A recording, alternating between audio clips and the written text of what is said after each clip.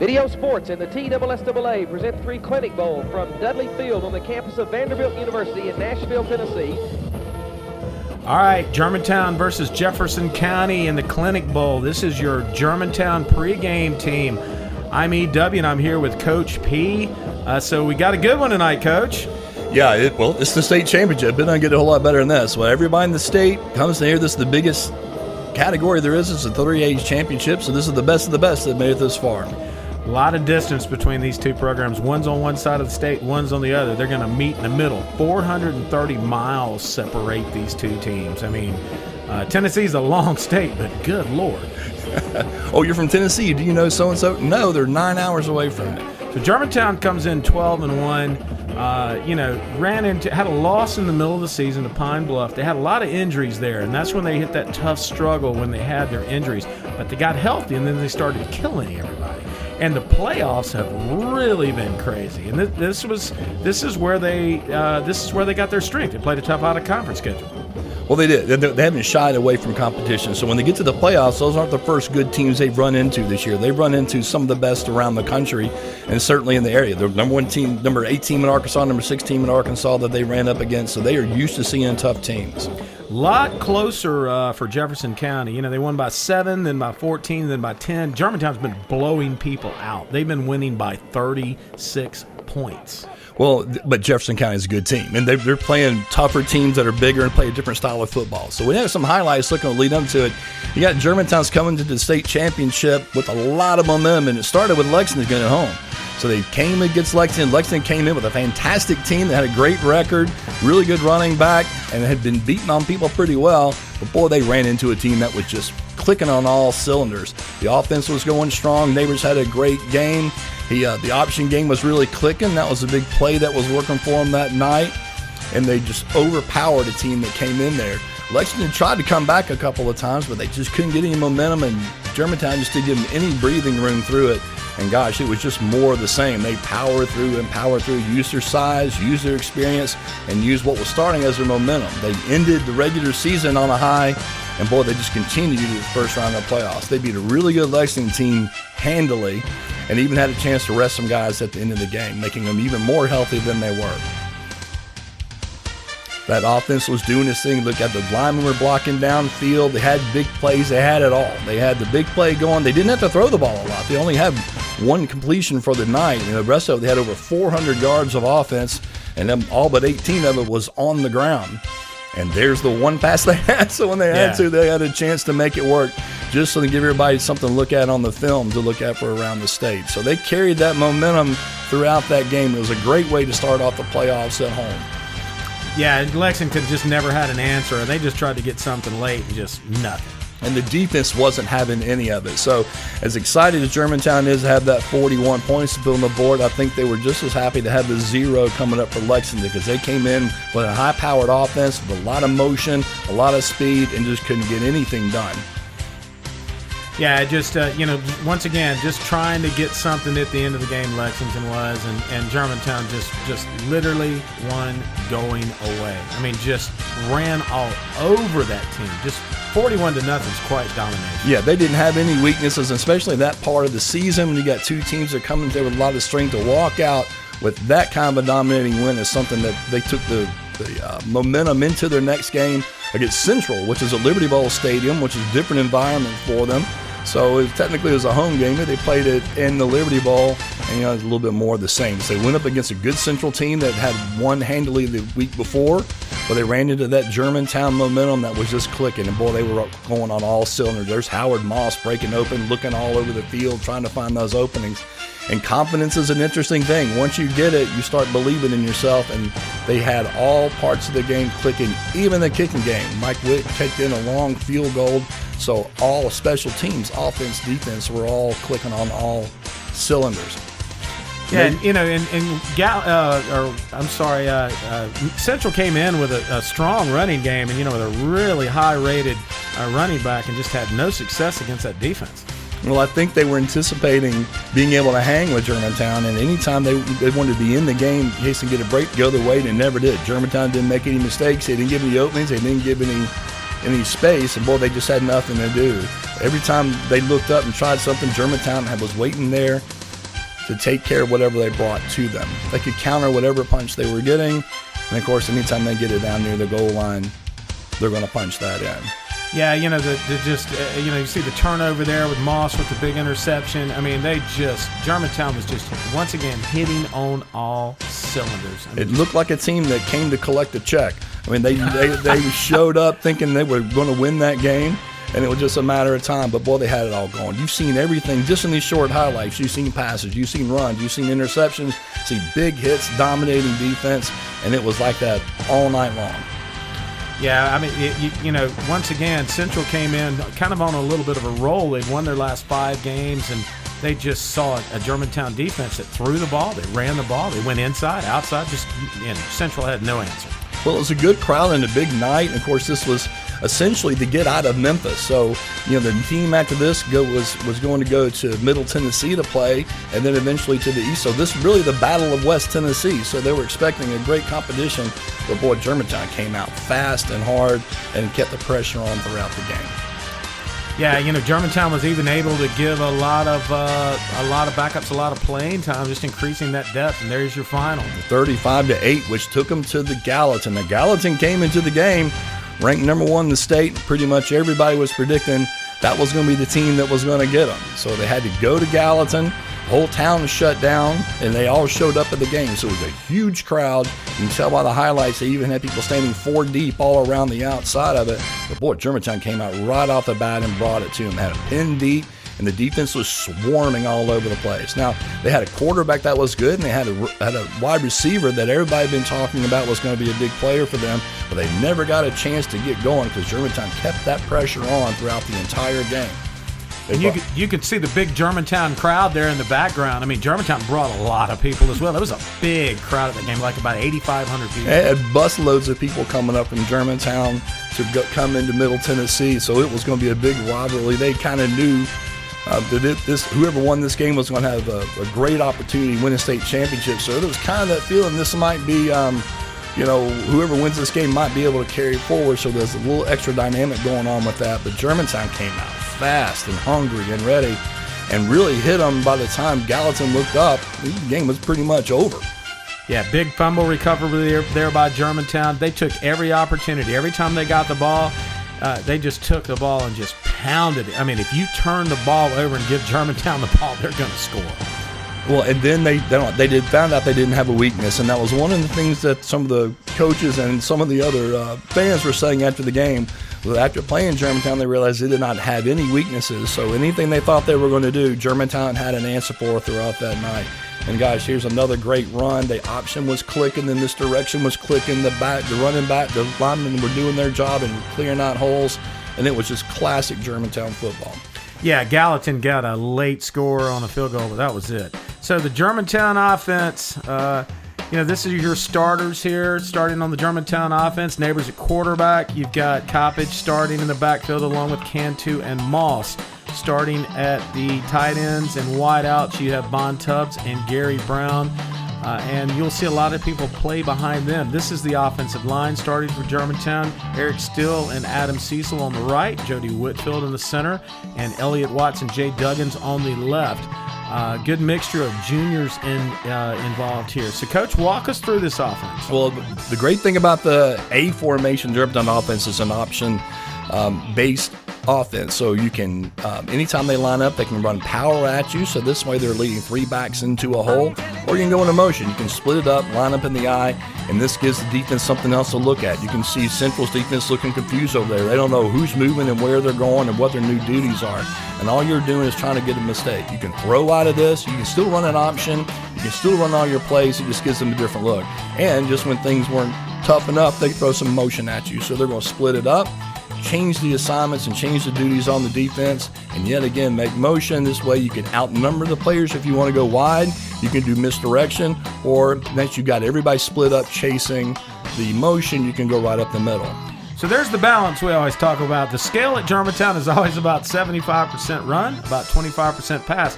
But the thing about Germantown is they can throw the football. They would rather power. They'd rather just run it up your throat. There's your power game. But they mix in the big plays, Coach. Well, they do. That's something they're going to break or loose on some runs. Germantown's offense is predicated on the defense making a mistake. So if you don't make a mistake, you're going to give it 3 yards on it. If you do make a mistake, they're going to go the distance. So inside, outside, they like to attack both sides. They like to mix it up. They will run the ball up the middle, and then when you start settling in and focusing on that, you'll make a mistake. But don't underestimate their passing game because the commercial pool said they will pass, and they are good at it. We go back to the Millington game, Coach, where they stacked the line of scrimmage. Germantown's had a reputation over the years of being a power offense that runs right at you. So they'll start stacking people into the box. They'll have 9, 10, 11 players within 7 yards of the ball. And Germantown simply throw right over the top of it. It's an aspect of the game. It seems like they've either had a quarterback or they've had receivers, but they haven't had both at the same time over the years. This year they got both. And if they need to pull that passing game out, they can. And sometimes they have the luxury of passing when they don't have to. So they can mix it up and throw and give you different looks and keep you on your heels the entire game. And get a lot of people involved here. You see the running back Moss coming out of the backfield. Germantown likes to mix it up, get a lot of people involved in this passing game. There's your regular season totals. All right, so, through the regular season, they're averaging 190 yards per game on the ground. They're averaging about 65 in the air. For a total of 254 yards and about 30 points per game. So that's regular season, and that's fantastic. Now we'll talk a little about the defensive scheme. Relentless as usual is what they like to be called. That goes back to the commercial appeal. Gave all the attention to the offense. So Coach Smith loved to be called relentless as usual. He's going to signal the play into the linebacker there. You're going to see the captain take the call. They'll start out bunched together, linebackers and defensive ends, and then they'll choose their strong or weak side. Once they establish that strong or weak side, they'll start there, and they'll start in that kind of formation. But all of that can adjust, once the team starts their formations and their movement. They'll call the strong side. They'll set everything to that strong side, and that's where they're how they will schedule their schemes off of that. You see the captain there taking a look back just to make sure everybody's in the right place. At this point, as soon as he looks at that, he will call timeout if there is a mistake. But if not, he'll start calling their schemes. They will slant. There's some quick blitzes. They'll eagle down if he sees an opportunity. This is once again an example of their slant. They're going to slant their guys up front into the strong side, which might be the wide side of the field. Here you see a tight end, so that is the strong right. They're going to slant to the right. And there's going to be a lot of movement trying to throw that offense off from actually getting set and being able to set their blocking scheme. So now they're confused. Back to your point, when you're moving around on offense, same thing on defense. So they're going to a lot of movement before the snap. Captain's going to call those adjustments, and they can adjust that lineup if he sees something he doesn't like he did right here. You can see they moved back to a box set instead of a regular formation. So once again, all based on movement. You can see them moving around, and that really throws that offense off because they don't know what their blocking scheme is going to be. And at the last time, they will jitter, what they call jittering out of their base set. They'll move back to a 4-3. So you see the nose tackle move back there. So now they're sitting in a 4-3, just giving a different look. Or sometimes they'll move the defensive end back in a situation to give them that same type of 4-3 look. So that is how you will see them move everybody around. See the defense here, 104 total points from the regular season. Now look at what they're averaging in the playoffs, guys. Well, we talked about the offense scoring 30 points a game. That's be fine if your defense was terrible, but the defense is holding people to just over 10 points a game, so they're averaging 20 points of victory. And their special teams. I mean, look at that average by Walthall. How many high school punters average 39 points? There's your playoff. There's your next level in the playoffs right there. Look at the movement there. 6 more points scored on average and giving up 6.4 less points. That's a net. I mean, that is what you call really putting it into another gear. And I think that's that experience of going on of playing those tough teams and having those hard games early in the season. When it came playoff time, they were ready to roll and ready to go instead of trying to figure out how they were going to play and where they're going to be able to step up to the moment. They've been stamping up to the moment all season long, so that was nothing new. They just went about taking care of business. Yeah, I mean, this team has been focused on this since they were in 8th grade. A lot of distractions this week, Coach. There was a busy week. So Germantown flew up to Nashville. They chartered a plane, flew up to Nashville on Tuesday morning. Landed there Tuesday morning. Were met by the Clinic Bowl staff. Crowning jewel to any high school football player's career, all teams and classifications got together today for a little media time. So at the luncheon, you had Lou Holtz coming in, doing his thing, talking to the players. Johnny Majors was there at the luncheon, but Minnie Pearl stole the show, Coach. She was, without a doubt, everyone's favorite. A lot of individual awards given out. Germantown didn't receive a lot of those, but then they got in the plane and went back, and they were mad because when they got back home, they didn't get any personal awards. They did practice Wednesday at Memphis State on artificial turf. And then Thursday, there was a big bonfire out in Shelby County for all the teams. There were 3 different teams in Shelby County going to the playoffs in all 3 divisions, MUS, Germantown, and ECS. And Germantown beat MUS earlier in the season. And there was a lot of press and interviews around. I mean, it was just a real busy week. And you would think that this would have some kind of effect, just with their normal, the way they do things. Then they bust over on Saturday to Nashville instead of playing on Friday.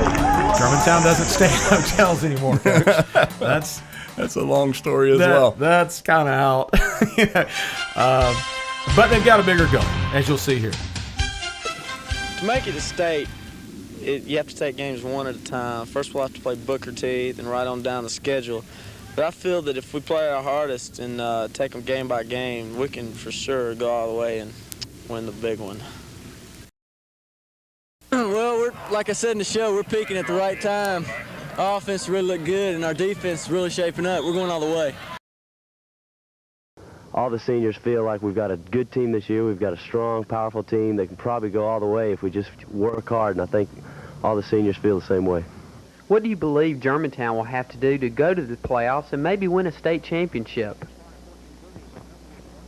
Well, I'd have to say we're going to have to take each game one at a time, 1 week at a time, and just you can't get up the steps unless you take each step one at a time.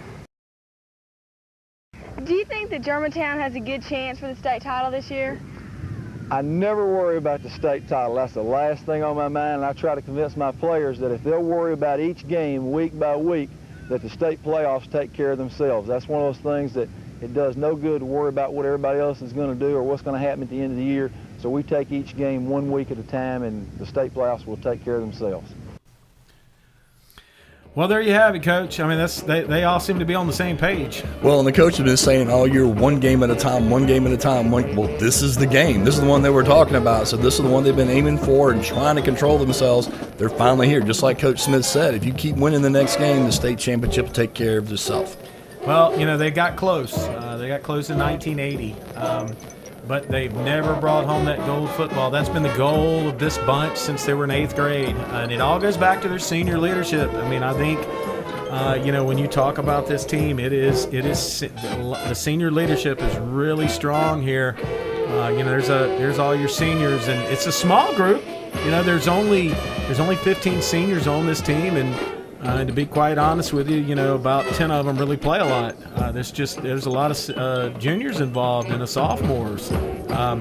But it goes back to their history. I mean, they have been just nothing but winners. They don't lose often. No, and winning's a habit. If you get used to it, you learn the system, you learn what it takes to do it, you realize the price you have to pay during the off season, and they come into every game expecting to win it. They're not trying to figure out ways to win. They've come to collect their win and go on with that. So that confidence and that level really helps them win as many games as they have over the years. Yeah, and there's a lot of junior involvement here. This team is senior leadership, but there's really a lot of juniors involved that are important to this team. Once again, look at your average there. That's the biggest thing. Look at that spread, that margin of victory going from 19.7 to 32. And these are the best teams in the state. Gallatin was ranked #1 in the state. Well, and I think what you saw with those stats is a team getting healthy. They stayed banged up on and off. You already saw the senior class, they're tough, but they didn't have that many players. There weren't many going on, so they stayed banged up. a lot of the season, but boy, they seem to get healthy at the right time, and they're coming into the state championship game as healthy as they've been all season long. So we're expecting good things out of this. Okay, there's your captains for tonight's game. Howard Moss and Jay Duggins out for the coin toss. There's been a lot of talk, Coach. There's, about how good this football team is. Of course, they've got to cap it off tonight. Nothing's going to matter unless you really come out and win this ball game tonight. But Germantown's, garnered a lot of accolades. Now, there's been a lot of talk about how strong this football team is by their peers, and we've got some of those comments. Germantown, my way of thinking, and from what I've seen of them, probably have their best team that they've had in several years, if not their best all-around team. We can't find many weaknesses to the team, and we know we got our hands full. Well, I guess the major concern is the whole football team. Germantown's a well-balanced football team, offensively and defensively. They've got 3 good running backs that returned from last year's team, a solid defense, good kicking game. There's just no weaknesses, so it's the total and concern for us is just a well-balanced team that they have. There you go. And, this is Calvin Short from last week, the Gallatin head coach. He said the best team I've ever seen in this state. He said he saw some better ones in Florida, which even that rubbed the Germantown team over. Germantown didn't like that. He said it's the best power team he's ever seen. Yeah. But, yeah, you're right. And Ronnie Carter said, that, my friend, is one super, super high school football team. So, Germantown's coming in with all the momentum. Ronnie Carter said he hadn't seen a weakness. That seems to be consistent, Coach. Yeah, one of the best compliments was one of the Gallatin parents walking out of the stand said, well, that's one heck of a college football team we saw tonight. Yeah, Larry Ray from the Commercial Appeal said there's just no major weakness. So keys to the game, Coach. So, Germantown, I think control that line of scrimmage, control time of possession, run the football, no turnovers, and defense, just do what you do, relentless as usual. They're super disciplined. They know the game plan. They know how to execute it. And if they ever get up on a team, they're going to stay ahead of them the whole game because their defense is going to lock down. We've already said they're averaging less than 10 points a game given up and even better in the playoffs. So they're going to, if they get ahead, they'll stay ahead. Yeah, and, Jefferson County, they need to get to the outside, use their speed, mix in the passing game, no turnovers, and stop Germantown's long runs. Drives. One of the things that I was told by the Germantown coaching staff is they changed their linebacker gap control to wider coverage this week. We'll see what that has, comes into play. But Germantown's going to try to make sure that Jefferson County doesn't get outside on them by changing their gap control. Well, it's been raining all day as well, so the ball's going to be wet. There's going to be some rain on and off during the game. So I think the playoff thing, as you mentioned, one of the keys of the game is probably maybe wind up being one of the largest keys of the game. Absolutely. So there's the Germantown coaching staff, and talk about a bunch of veterans there. This is Ken Netherland's 3rd state finals. Leland Smith has been with him for 2 of those now. Rocky Graves as well. So we're going to hand it down to the field reporter, Joe Fisher, now. George, one of the keys to this game is going to be how the teams handle the weather. As you can tell, it's pretty cold tonight, but each team does have some specific keys. For Germantown, control the ball themselves on the ground. And one of Germantown's big advantages is win the kicking game. There's been a lot of build-up. This should be a good one. Back up to you guys. Okay, so one big game adjustment here to sort of touch base on. Germantown has, in all their research, have decided that Jefferson County really prefers to go wide. You can see it in just about most of their plays. Everything is sort of designed to go wide. Plus, they've got good team speed, not as much strength up front. So even when they throw the ball, they like to roll out. So with all of that involved, Germantown generally, with their 5-2 gap control defense, generally the linebackers have the A gap in front, B gap wide, and then the backside A gap on a slow read. That's all going to actually change. What you're going to see different now is the linebackers on a general read will have the B gap, the C gap on a wide read, and then the A gap back to the backside. This should allow their linebackers to get out and cover Jefferson County a little better. So we'll have to see how it plays out. All right, Coach, we're going to pass it down now to the Jefferson County radio booth and to the Jefferson County broadcast booth, but the TSSAA State Championship live from Vanderbilt Stadium. Jim Bell's getting set to kick down there. Germantown will be receiving the kick. Germantown wearing the red jerseys with white nimbrels, gray pants trimmed in red. Patriots wearing their white jerseys with red nimbrels and blue trim, wearing the gray pants with the red and blue trim. Germantown getting back set to take the kick. Back deep for the Germantown squad will be number 29 back there, who is Craig Holloman. Jim Bells is set to kick. The official's almost ready. It's football time in Jefferson County. Now here's the voice of the Patriots, Phil Peak. Thank you very much, Richard. We're set for football here as the TSSAA AAA finals are set to get underway. Jim Bells prepares to kick off. Back deep goes Craig Holloman for Germantown. The whistle sounds. Bells comes forward and boots the ball. It's a long driving kick coming down to the 2-yard line to Holloman. Holloman takes at that point back to the 10. 15 finds the seam. He breaks it to the 20. He's in the open. 1-man-2. Stopping, that's Jim Bells. He's run out of bounds over on the far sideline at the 40-yard line. Holloman took that opening kickoff, returned it to the Patriot 40-yard line. Would be 1st and 10 from that point. On the stop for the Patriots, saving the touchdown was number 32, Jim Bells. The ball to be spotted at the 38-yard line of the Patriots, 1st and 10. Just underway here in this ball game. A problem that the Patriots have had the past few weeks is that kickoff return. They've seen several return for excellent yardage. Germantown returns it to the 38-yard line where they'll have it 1st and 10. Neighbors brings his team to the line in that wishbone. Handoff goes to Coppage. Coppage across the 35 to the 33-yard line defensively for the Patriots on the stop, number 55, Tim Smiley. We'll give him credit for a gain of 5 down to the 33-yard line where to be 2nd and 5. Just underway here in this ball game. 11 minutes, 30 seconds left to go in this first quarter. The Red Devils have it 2nd and 5 at the Patriot 33. Coming up over the ball is Jody Whitfield, the center. Neighbors at quarterback steps in behind him. We have a flag on the play and a penalty apparently coming up. Illegal procedure, the call against Germantown. A 5-yard penalty will move it back to the 38. And Richard, as we look across the way, the Patriot fans come to their feet. There must be probably 6,000, maybe even more Patriot fans here for this ball game. 7,000 to 10,000 fans, Phil, and they were here starting last night for the Big Spirit Rally, the Sylvia Show, and they've supported the Patriots all the way, even though we have a driving all day and all night rain since yesterday morning. And it continues to rain. It's pouring down on the field as the Red Devils come to the line. Neighbors pitch back across the 35 down to the 34 goes Moss. He stopped at that point by Brett Collins. It'll be 3rd and long, 3rd and about 6. Now they spot it back at the 35-yard line, so it'll be 3rd and 7 to go for Germantown.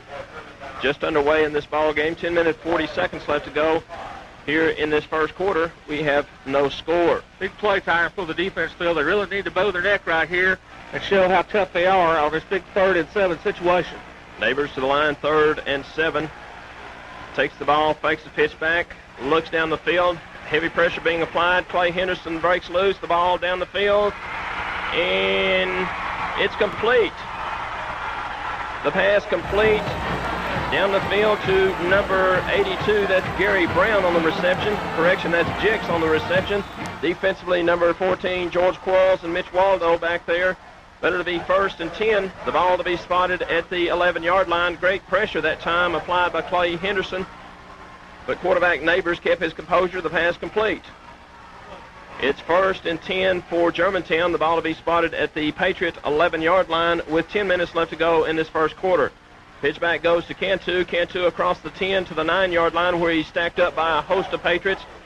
Being led at the bottom of the pile by number 60, Eddie Massey. Also on the stop, number 57, Jim Garby. We'll call it a gain of 2 for Germantown. It's 2nd and 8 for the Patriots. As the scoreboard says, Richard, it's time to hold them.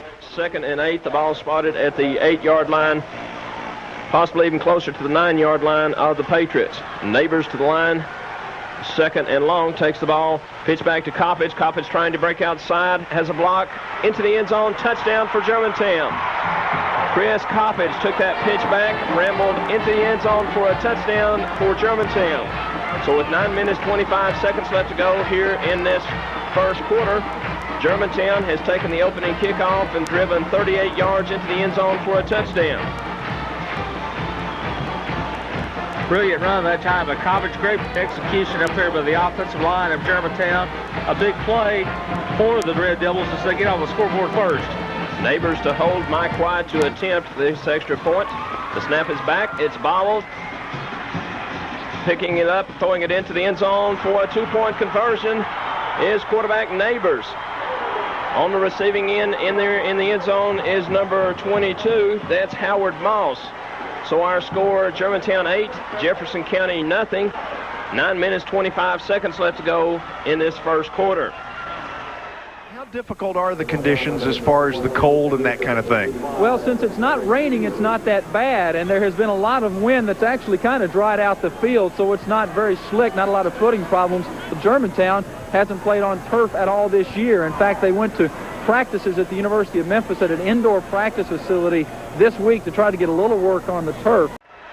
Richard, Jefferson County finding themselves in a situation that they found themselves in the first ball game, trailing by a touchdown. Very true, Phil. These are the two class teams in Class AAA.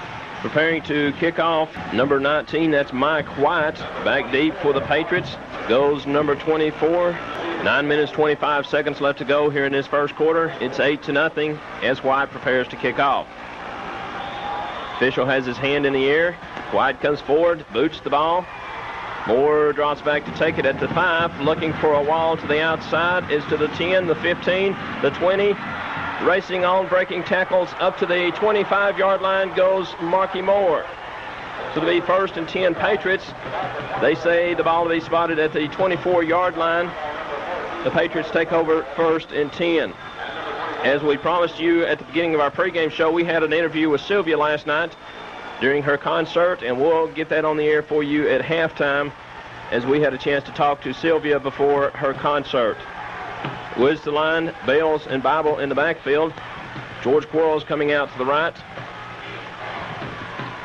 First and 10. Woods takes the ball, handoff goes to Bales. Bales across the 30-yard line where he's brought down after a gain of 6. On the stop, number 83, Boo Manus. Now let's spot the ball at the 29-yard line. We'll call it a gain of 5, bringing up 2nd and 5 for the Patriots.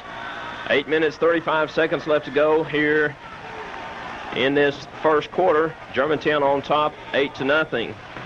And the official steps in, calls a momentary timeout as Jim Bales had lost his shoe, had to put it back on, and now the clock is started once again. As Bales comes to the line, 2nd and 5. Germantown jumping around on defense. Woods takes a snap, fakes a handoff, and will keep the ball across the 30 to the 33-yard line where he's brought down by number 22. That's Howard Moss. It'll be 3rd, and we'll call it 2 for Jefferson County. The ball to be spotted at the 33-yard line as the rain begins to pour even harder. 3rd and possibly a long 1 yard to go as the Patriots come to the line. Wayne Woods remains at quarterback. Jim Bales and Roger Bible in that backfield.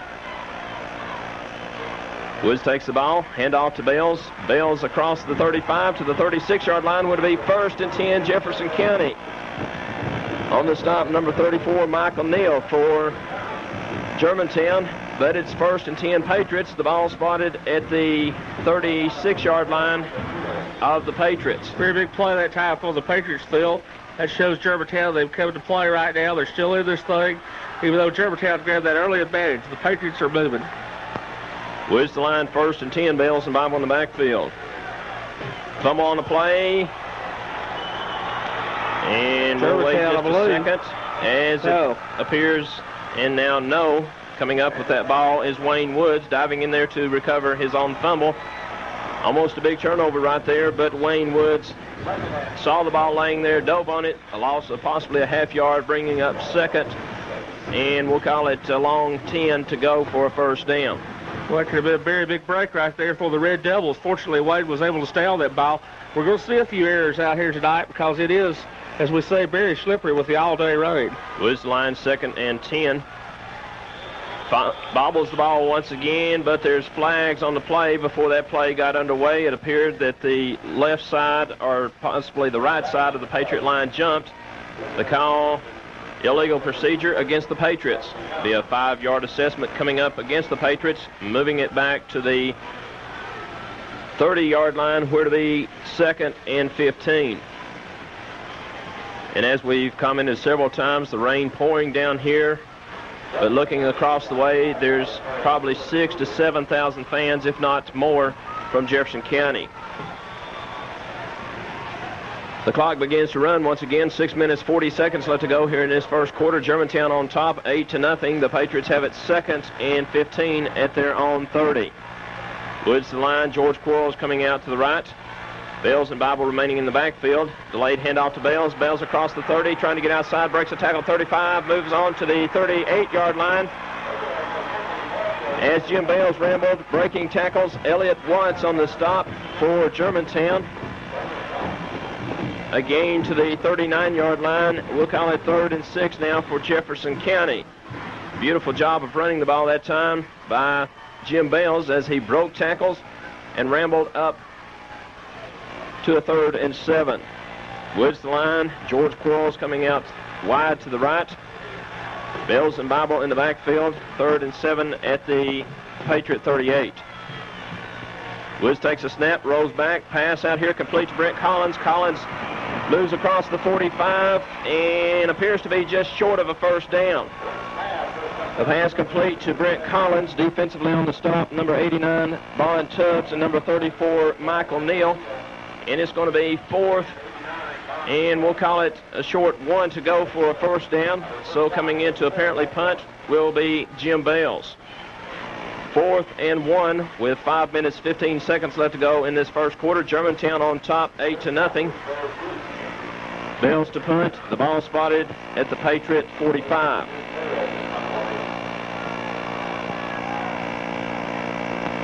Bales awaits the snap. The snap is back.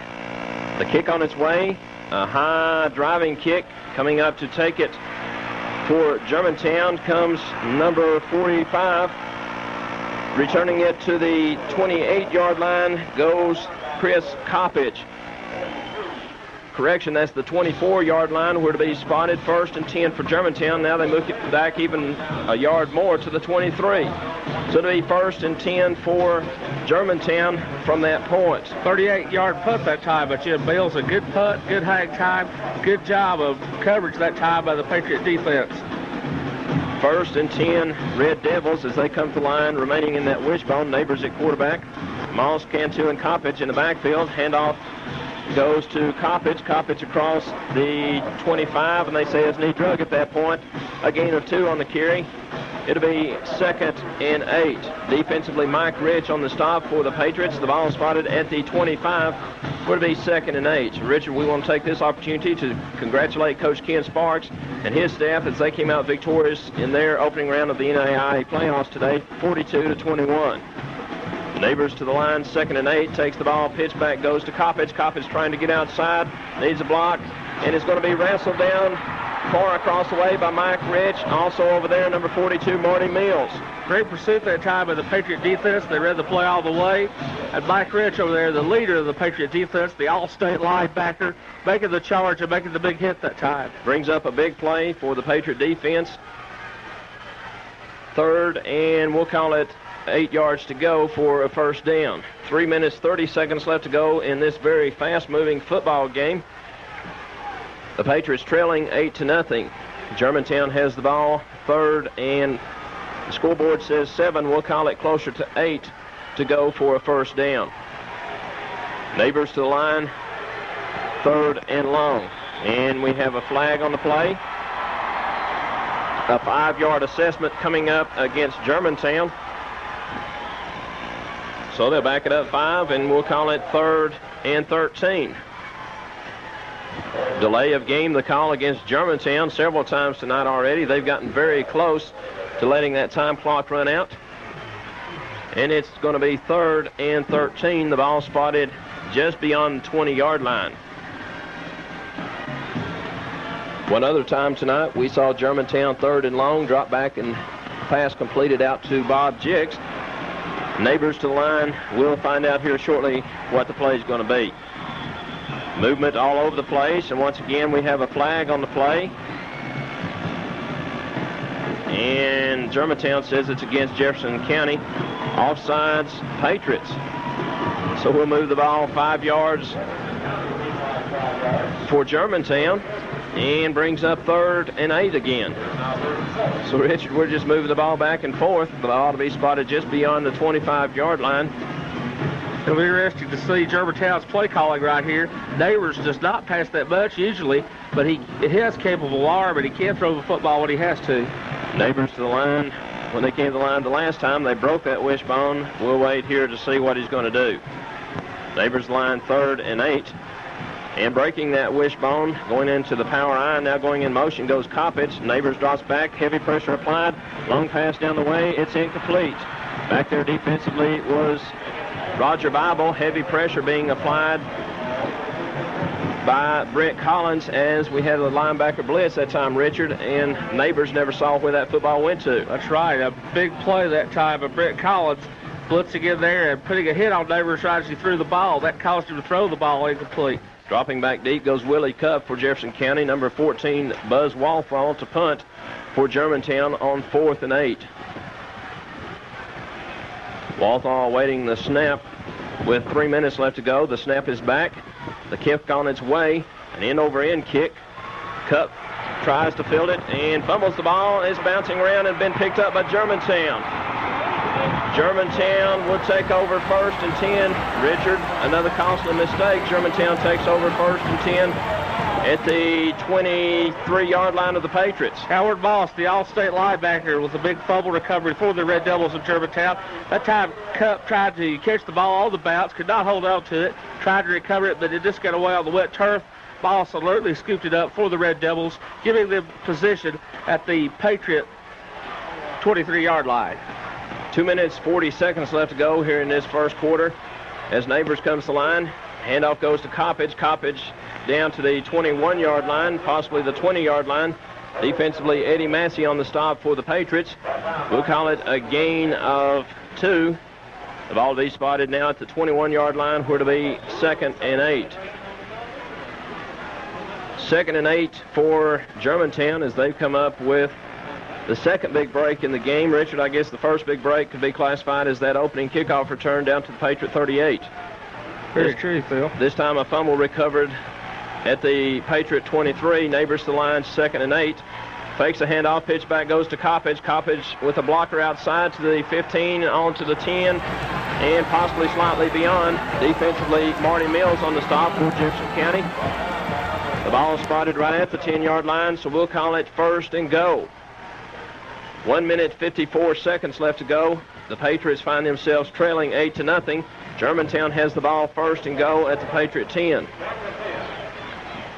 1 minute, 45 seconds left to go in this first quarter as time continues to run on this wet, rainy night here in Jefferson County.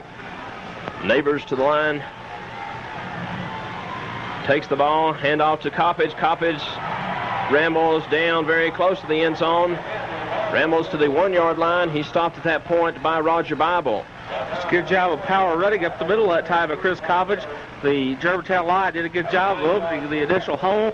Coppage just took what was open to him, drove it out down there very close to the one, now they say yes, on the 1-yard line. So a nice 9-yard pickup that time of Coppage. And the clock stopped down below for some reason. And now we see that Randy Hubbard has lost his shoes, so the official has stepped in to stop the clock. Quite a few players losing their shoes out there. The field is real wet, and you get those turf shoes, if they're tied just a little loosely, they come off very easily. It's so wet, you schedule a lot of halts, sort of like driving a car on a wet road, how you hydroplane. Sort of the same thing here on this artificial turf tonight. Neighbors to the line, 2nd and go. Handoff goes to Coppage. Coppage dives. Touchdown for Germantown. Germantown on top 14-0 here in this first quarter. 1 minute, 1 second left to go as they've scored for the second time. This coming after a very costly fumble, which was recovered at the Patriots' 23-yard line and moved into the end zone.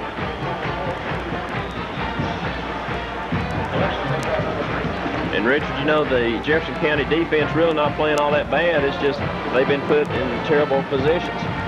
Very true, Phil. You know, but Germantown's making their breaks so far. Of course, that is the mark of a good team, like the Patriots have done so much this year.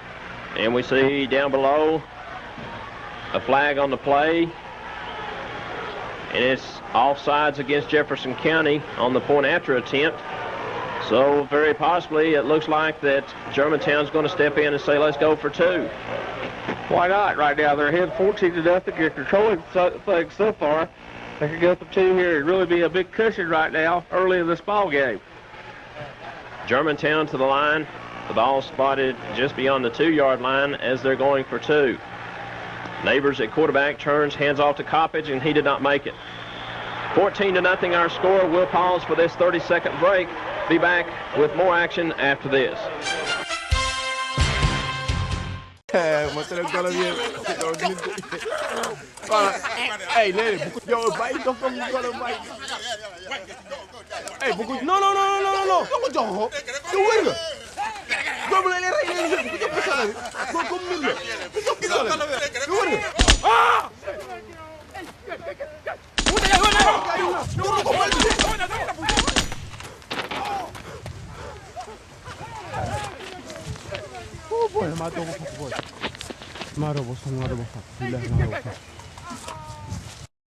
Is Jefferson County 14, Germantown 14, Jefferson County nothing. Jefferson County once again finding themselves trailing by 2 touchdowns. Back deep for Jefferson County goes number 24, Mark Moore, to kick off will be White for Germantown. 1 minute, 1 second left to go here in this first quarter. The Patriots trailing 14-0. Turnovers have killed the Patriots so far. 38 yards and 23 yards the Germantown drives. White comes forward. Moore takes it at the 9-yard line, trying to find a seam up the middle. Breaks it to the 25, to the 26, and onto the 28-yard line, where he's brought down. It'll be 1st and 10 from that point for the Patriots of Jefferson County. Defensively on the stop for Germantown is Craig Hallman, number 29. It'll be 1st and 10 Patriots. The ball spotted at the Germantown 28. Wayne Woods brings his team to the line. Roger Bible and Jim Bales remaining in the backfield. George Quarles comes out wide to the right. 1st and 10 Patriots as Woods awaits the snap. Handoff up the middle goes to Bible, and Bible is stacked up at that point. We'll call it a gain of no yardage, led on the stop by William Butler, number 50, for Germantown. It'll be 2nd and 10 for Jefferson County. And we have a slower player slow to get up, and, well, just as with the case with Jefferson County, he's lost his shoe. So the clock is stopped with 14 seconds left to go here in this first quarter. Coming up at the end of this first quarter, we will be taking a 60-second break.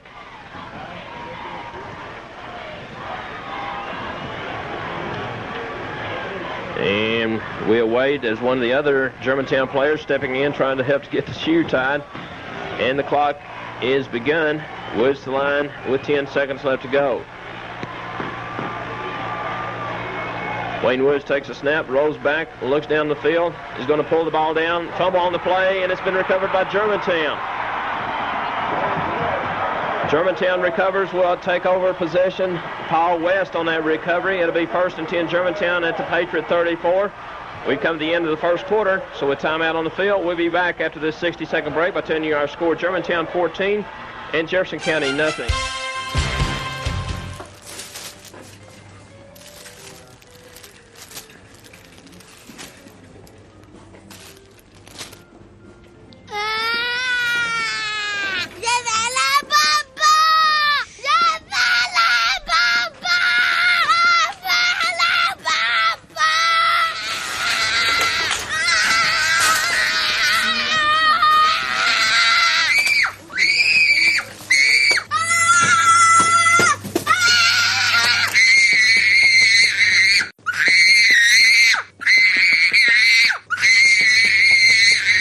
Zazu condoms. Fun, sexy, safe. Okay, back up here at the Germantown press box. Coach, what did you think of the first quarter? There's your stats. Well, Germantown jumped up to the lead, which is what they wanted. They wanted to control the game. He had 2 turnovers. I guess that the wet conditions and the tough playing field added up to that being a big advantage for Germantown. Even though Jefferson County led time of possession, Germantown leads the scoreboard. Yeah, the return yards were big there. That was the big play, on the return on the opening kickoff. And then, of course, the big fumble. Germantown's taken advantage of the mistakes by Jefferson County so far. That's been the difference, and just that dominating Germantown defense. Well, they've got them tripled on yards already, so there's only 21 total yards in the first half, and they've made it to the state championship and only getting 21 yards in the first quarter. So what do you think, Coach? You think Germantown just blows them out at this point? Or you think there's a comeback here? Yeah, I don't know. This game, especially none of these conditions, it could change fast. All you need is a fumble or an interception or something, and the momentum can change quickly. All right, so there's your first quarter highlights. You see there, that's the opening kickoff. Just a great return down to the 35-yard. Just really set Germantown up. And then Germantown ends up on the third down. Neighbors throw, goes back to throw, completes a long pass to Jix down on the 10-yard line. You see Coppage on the pitch. Germantown going outside. Touchdown Germantown, their opening drive after the turnover. And then Germantown's defense just comes to life. And then once another turnover on Germantown punts back to Jefferson County and then recovers the fumble by Moss. Coppage again outside, gets all the way down to the 9-yard line, and then Germantown just does what Germantown does, just powers right down the middle of the field. So Germantown up 14-0, and then Jefferson County turns the ball over again. Big hit by Bo Manis, and that's where we are. Back with you once again. Germantown takes over once again, 1st and 10. Handoff goes to Cantu. Cantu is stood up at the line of scrimmage by number 77, Randy Humbert, also on the stop, number 42, Marty Mills. A gain of no yardage brings up 2nd and 10. Richard, once again, that big costly turnover. Very true, Phil. It's hard to hold on to that ball tonight. It's very slick out there. We've had rain now for 2 days. It's never going to let up. Of course, Germantown's playing on the same field, though, and so far they've kept things going. Neighbors to line in that wishbone. Fakes the handoff, being contained. Now pitches back to Coppage. Coppage up close to the 30-yard line. They say he's brought down at the 32 on the stop, number 40, Roger Bible. A great job of containment that time by the Patriots of Jefferson County as they had the pitchman covered as well as quarterback Neighbors. Coppage able to pick up only 2 yards down to the 32-yard line, where to be 3rd, and we'll call it 8. You have to wonder if the Red Devils might not try to throw the ball. They've had success doing that in this quarter. 3rd and 8. Takes the snap. Handoff to the first man through. And met at the line of scrimmage is Cantu. Eddie Massey and Tim Smiley on the stop for the Patriots. Brings up 4th and 8. The ball to be spotted once again at the 32-yard line of the Patriots. 4th and long. Looking down on the field, it appears that Germantown is going to elect to go for it here on 4th down. And apparently that will be the case. Checking in to line up for Germantown comes Moss, and they come to the line in that wishbone once again, 4th and long. Neighbors takes the ball, fakes the handoff up the middle, pitch back goes to Moss. Moss breaks down very close. It's going to depend upon where they say his knee drug the ground, and we'll wait just a second as it's going to be very, very close. We'll be very, very close as we look down on the field. This was a very important spotting of that football. Moss took that pitch, and it's either going to be 1st and 10 or, and indeed it is, 1st and 10 for Germantown. The ball spotted at the 24-yard line of the Patriots, just by half of the football. Very big play for the Red Devils that time. They're in control of this game all the way, and they're just 24 yards away from pay dirt here with 10 minutes to go in the first half. 10 minutes left to go as Neighbors brings his team to line. In that wishbone, Moss, Cantu, and Coppage. Neighbors takes the ball. Handoff goes to Coppage. Coppage across the 20 to the 18-yard line as he does a tremendous job of following his blockers. On the stop, number 90, Clay Henderson.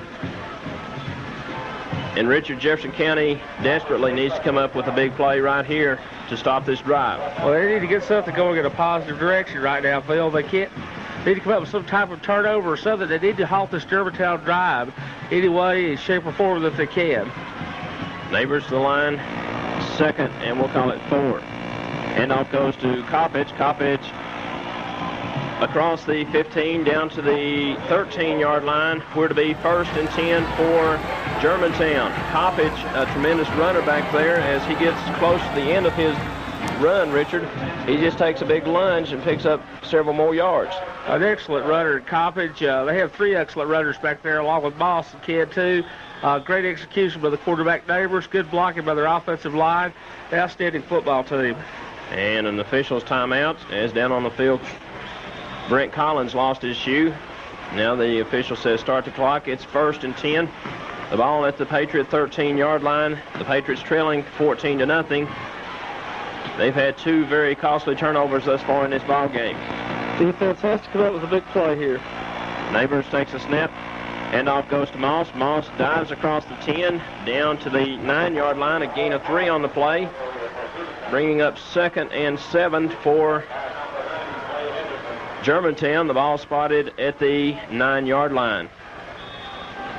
And Richard, we had a chance to see most of Carson Newman's basketball game. Carson Newman was leading by 12 points when we left, and we feel it pretty safe to assume that they won that ball game. I would say so. Coach Chris Jones' team played very well today over at Belmont. And we have a timeout call down on the field. Now that the official steps in and says that was just an official's timeout, so we won't take a break yet. We remind you, coming up at halftime, we have that interview that we did last night with Sylvia, so you want to be sure and stay tuned for that. Neighbor takes the ball, picks back to Coppage. Coppage across the 5 to the 4-yard line. We're to be a yard short of a first, bringing up 3rd and 1. On the stop, number 93, Brent Collins. 3rd and short for Germantown. The ball spotted at the Patriot 4-yard line. Clock continuing to run. 7 minutes, 35 seconds left to go in this ball game, or in this first half of this ball game. Germantown on top, 14-0. Neighbors to the line. 3rd and short. Handoff goes to Cantu. Cantu goes into the end zone for a touchdown. Touchdown for Germantown. So very quickly here, it's 20-0 in favor of the Red Devils.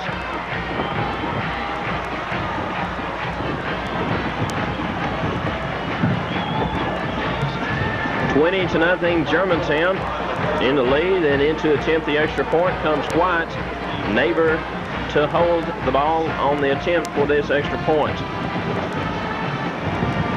Neighbor awaits the snap. Movement along the line, and once again Jefferson County apparently has jumped off sides. The officials discussing the situation. And once again the call will be offsides against the Patriots. Apparently Germantown doing something unusual there as they come to the line to attempt that extra point. Offsides the call. And once again Germantown will go for 2 points against the Patriots. Jefferson County steps in and says let's call timeout. So a timeout on the field. Our score, Germantown 20, Jefferson County nothing. Back after this 30-second timeout. Pick up good yardage on the play. You know, the best part of this defense is their defensive line and their interior Hello? linebacker. Hey, who? What's up? Nothing, B. Just watching the game, having a bud. What's up with you? Nothing. Watching the game, having a bud. True. True. What's up? What's up? Yo, who's that? Yo, pick up the phone. Hello? What's that? What's up? Yo, where's Dookie? Yo, Duke. Yo. What's up? What's that? Hold on. Hello?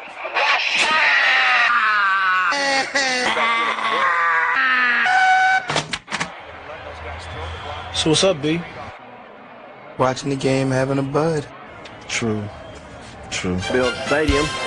The situation is this: Germantown has the ball after the Patriots were penalized for being offsides.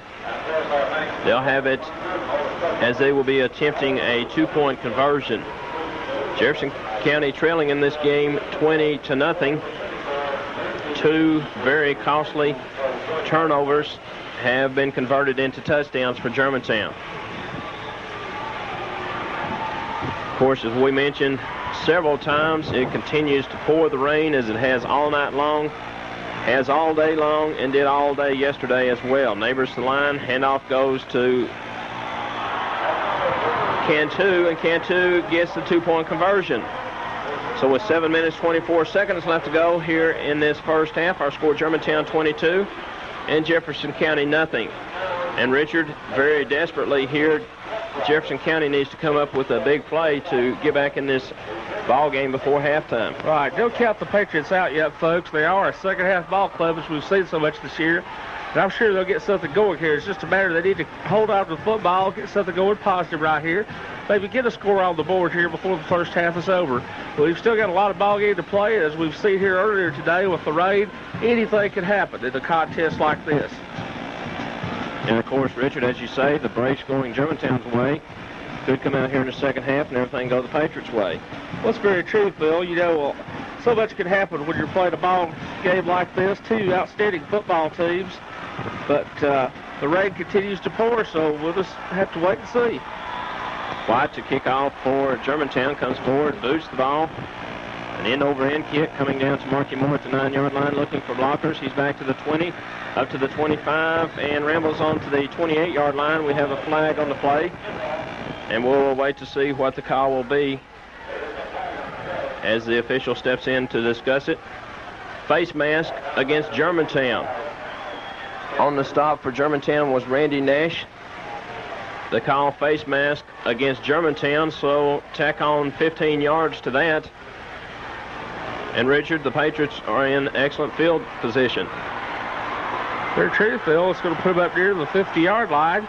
And it's going to put them at their own 43-yard line. So good field position, you know, only 57 yards away from Patriots right here. First and 10 as the Patriots come to the line. Wayne Woods at quarterback.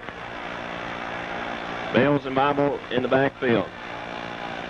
Woods takes a snap, rolls back, long pass down the way. George Quarles out there all alone, and he drops the ball. Pass intended for George Quarles, who had broken out into the open. Wayne Woods drawing the secondary up as he faked the handoff and then stepped back, found George Quarles all alone.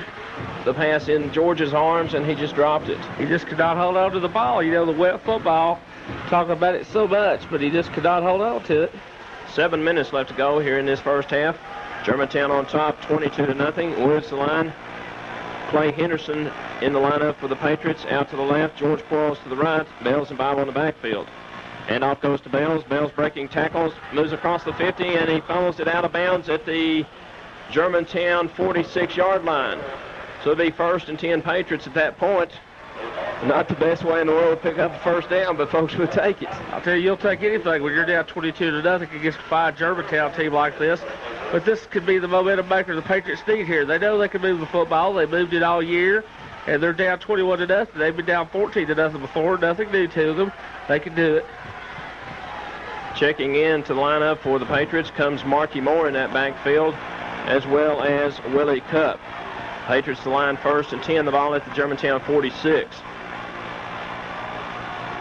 Woods takes the ball, pitch back to Moore. Moore needs a block, trying to get outside. He's across the 40, on down to the 35-yard line goes Marky Moore. Woods took a snap and pitched back to Moore. Moore rambled down very close to a first down. On the stop was number 22, Howard Moss. The official looks across the way and says, we'll take an official's timeout to measure this to see if indeed it is a first down. Richard, Jefferson County beginning to drive that football. Right, so far it's been an offensive game both ways, you know. Both teams showing they're able to move the ball. Jefferson County having trouble a couple of times with the turnover, but before the turnover they were moving the football. The change coming from far across the way. Jefferson County is the visiting team here in this ball game, and they're located across the way. Chains will be stretched. 1st and 10 Patriots. Right, nice 10-yard run that time by Marky Moore. A great execution that time by Woods on the pitch out. Good blocking up front by that Patriot offensive line. 2 quick first downs here for the Patriots, so some positive things starting to happen. Into the lineup comes number 44, Willie Cup, replacing Clay Henderson. And as all season long we've seen, Coach Wayne Anthony using the split ends to rotate the plays. Woods the line, 1st and 10 at the Germantown 36. Woods takes the snap, handoff goes to Bales. Bales breaks out into the open, 25, 20, 15, 10, 5, touchdown Patriots. Jim Bales taking that handoff, cutting back against the grain, rambles into the end zone, touchdown Patriots. Very quickly, the Patriots back in this ball game. A 36-yard touchdown play as the scoreboard reads beautiful, and it is beautiful to see Jim Bales breaking into that open. Once he broke into the open field, no way he was going to be brought down. Touchdown for Jefferson County. And, of course, Bales will attempt this extra point. Kip Jones will be in there to hold for the Patriots.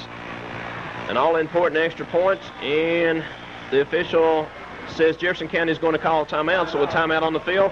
We'll take this 30-second break by telling you our score. Germantown 22, the Patriots 6. Back in 30.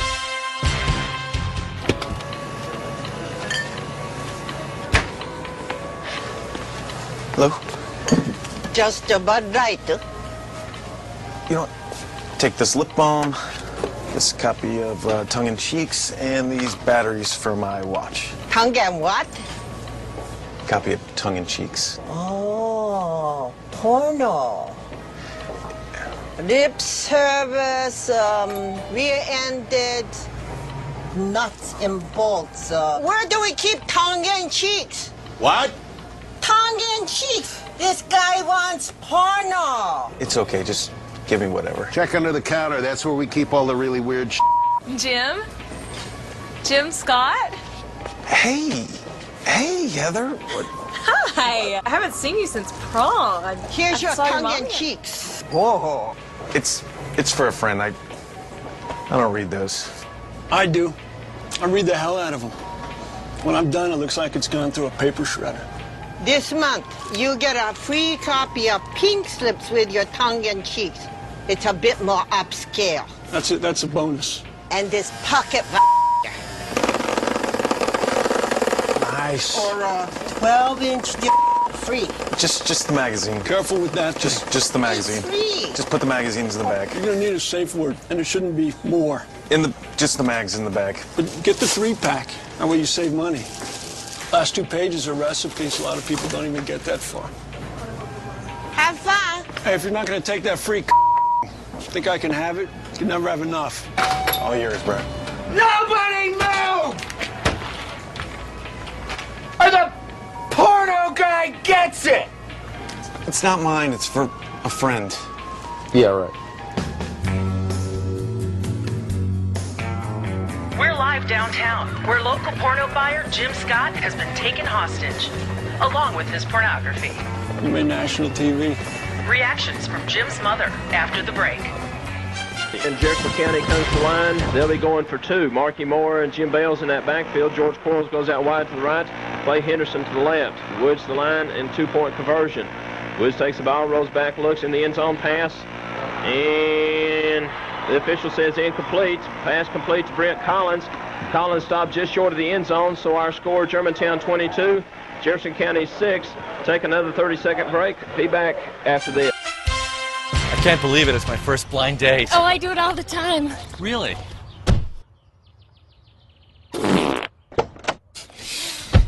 Woo! You guys meet? Greg, Janice? We sure did. Great. We've got chemistry here. You feel it? I felt it. All right, Janice. Vanderbilt Stadium, 22-6 our score as Jim Bales prepares to kick off.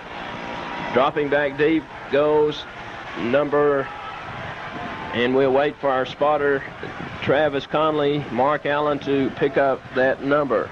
That's number 21 back there, Tony Hastings. Hastings back deep, Bales to kick off, and we were speculating during the timeout the possibility of an onside kick. But, Richard, I imagine if Bales doesn't kick an onside kick, usually after a touchdown run like that, he puts it well through the end zone. Probably so, Phil. He's been doing it all year long. Especially, they say when he gets fired up, after a big score or getting mad, he always kicks it really well. Those fans coming to their feet far across the way as Bells waits the kickoff. Comes forward, puts his foot in the ball, and it's coming down to the 4-yard line. Breaking up to the 19, possibly the 20-yard line on the return goes number 21 on the return. That's Tony Hastings. They spot the ball at the 22-yard line where it'll be 1st and 10. 1st and 10 for the Red Devils. Richard, the Patriots need a big offensive or defensive play right here. Very true, Phil. We need to come up, we need to stop them on 3 downs, get the ball, and hopefully put another score on the board before halftime. Now they move that ball back to the 20-yard line where we originally thought it was. Neighbors to the line. Handoff goes to number 22. That's Moss on the carry. Moss up to the 24-yard line. A gain of 4 on the play, bringing up 2nd and 6 for Jefferson County. Our correction for Germantown. Germantown on top in this game, 22-6 with 5 minutes, 28 seconds left to go in this first half. Both teams at this point of the game have 83 yards rushing on the night. Germantown also has 24 yards passing, while the Patriots have 6 yards passing. Neighbors to the line, 2nd and 5. Takes the ball, handoff goes to number 45. That's Coppage on the carry. Coppage across the 35 to the 37-yard line. Eddie Massey on the stop. Also on the stop, number 20, Mike Rich for the Patriots of Jefferson County, bringing up 3rd and 3. The ball spotted at the 27-yard line. It's big play time for the Patriots of Jefferson County. 3rd and 3 with 4 minutes, 50 seconds left to go here in this first half. Germantown on top, 22-6. Jody Whitfield, the center, comes up over the ball for Germantown. Neighbors at quarterback, Moss, Cantu, and Coppage in that wishbone backfield. And Jefferson County jumps. We'll have to wait and see if they were possibly drawn off sides. And the call, offsides against Jefferson County. It'll be 1st and 10 for Germantown. The ball will be spotted at the 32-yard line of Germantown, 1st and 10. A 5-yard costly penalty that time as it was 3rd and 3.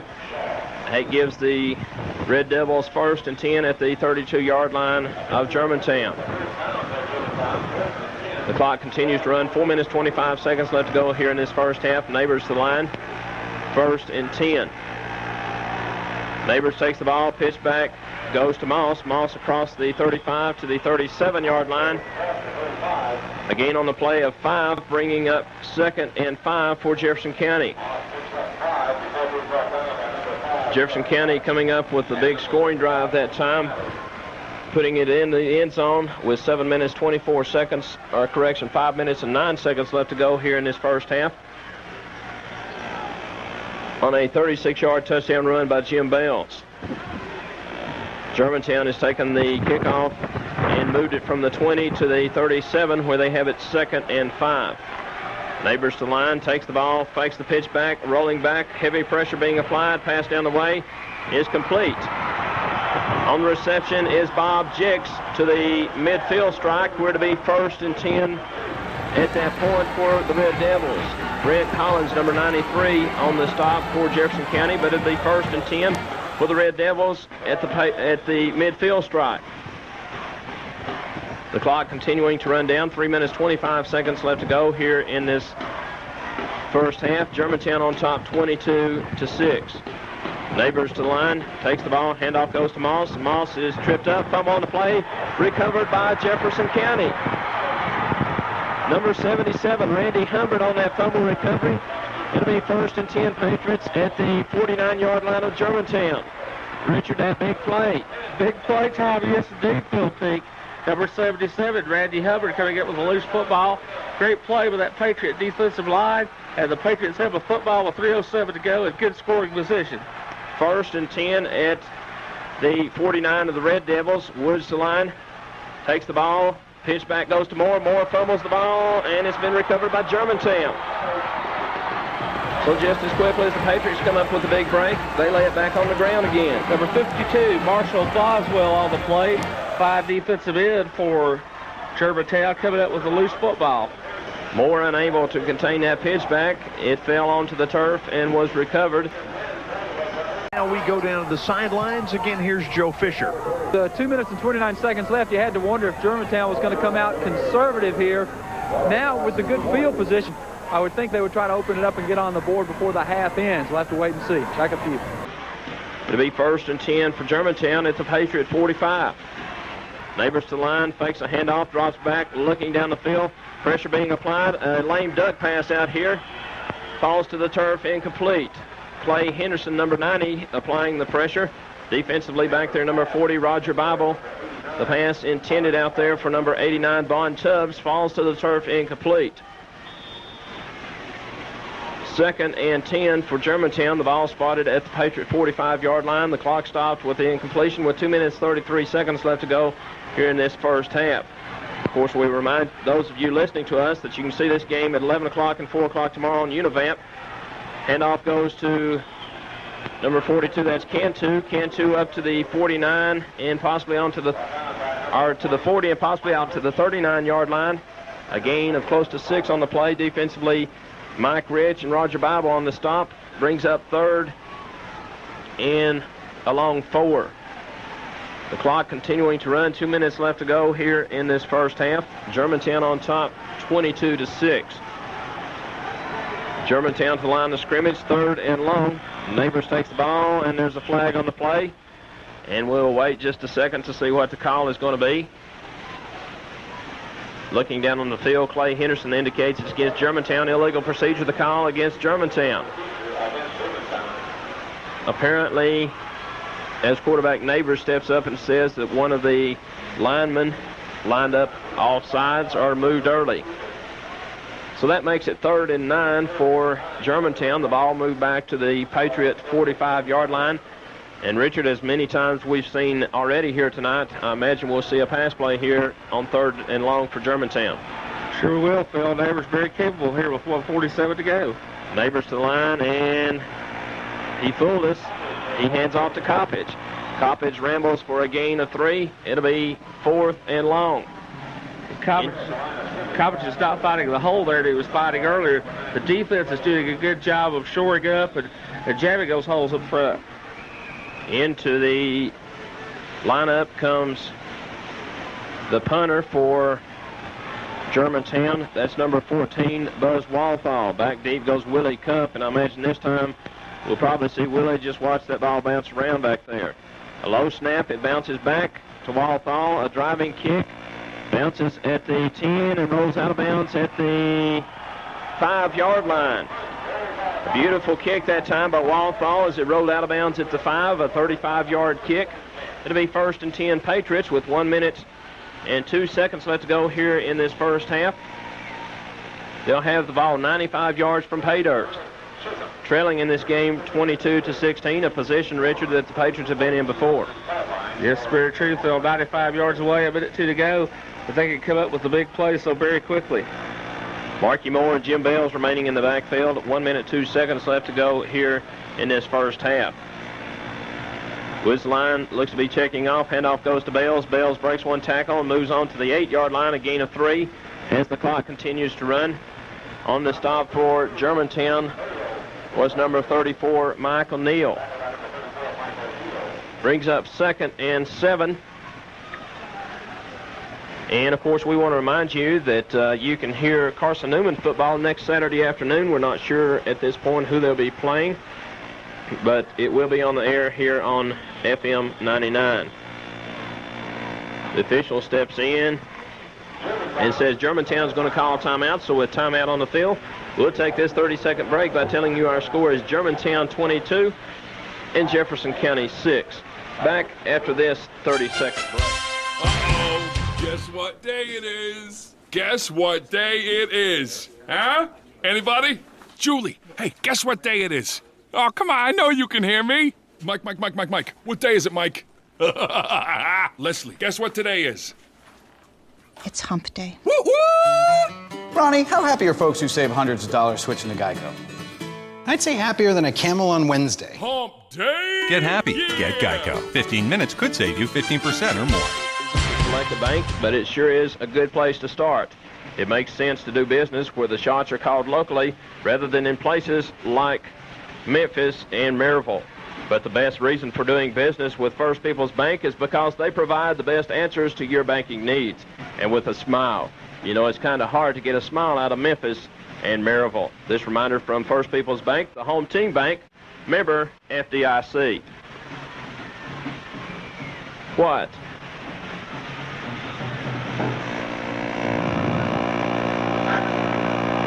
Back with you once again as Woods comes to the line with 32 seconds left to go. It's 2nd and 8.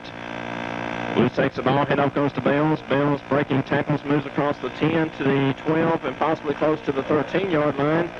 And once again, Germantown calls timeouts. With timeout on the field, we'll take this 30-second break by telling you our score is Germantown 22 and Jefferson County 6. Back after this. You know, one of the best things about being an ex-big leaguer is getting freebies to the game. Call the front office, bingo. And once these fans recognize me, I probably won't even have to pay for my light beer from Miller. I love them. These fans know I drink light because it's less filling and it tastes great. Good seats, huh? You're in the wrong seat, buddy. Come on. Oh, I must be in the front row. Come on. Light beer from Miller. Everything you always wanted in a beer, and less. Good seats, hey, buddy. He missed the tag. He missed the tag. Go the Patriots to the line, 3rd and 3. The ball spotted at the 12-yard line. Woods at quarterback. Takes the ball, handoff to Bales. Bales breaking outside and moves to the 13-yard line. And once again, Germantown steps in and calls timeout. So with timeout on the field, we'll take another 30-second break by telling you our score, Germantown 22, Jefferson County 6. Back after this.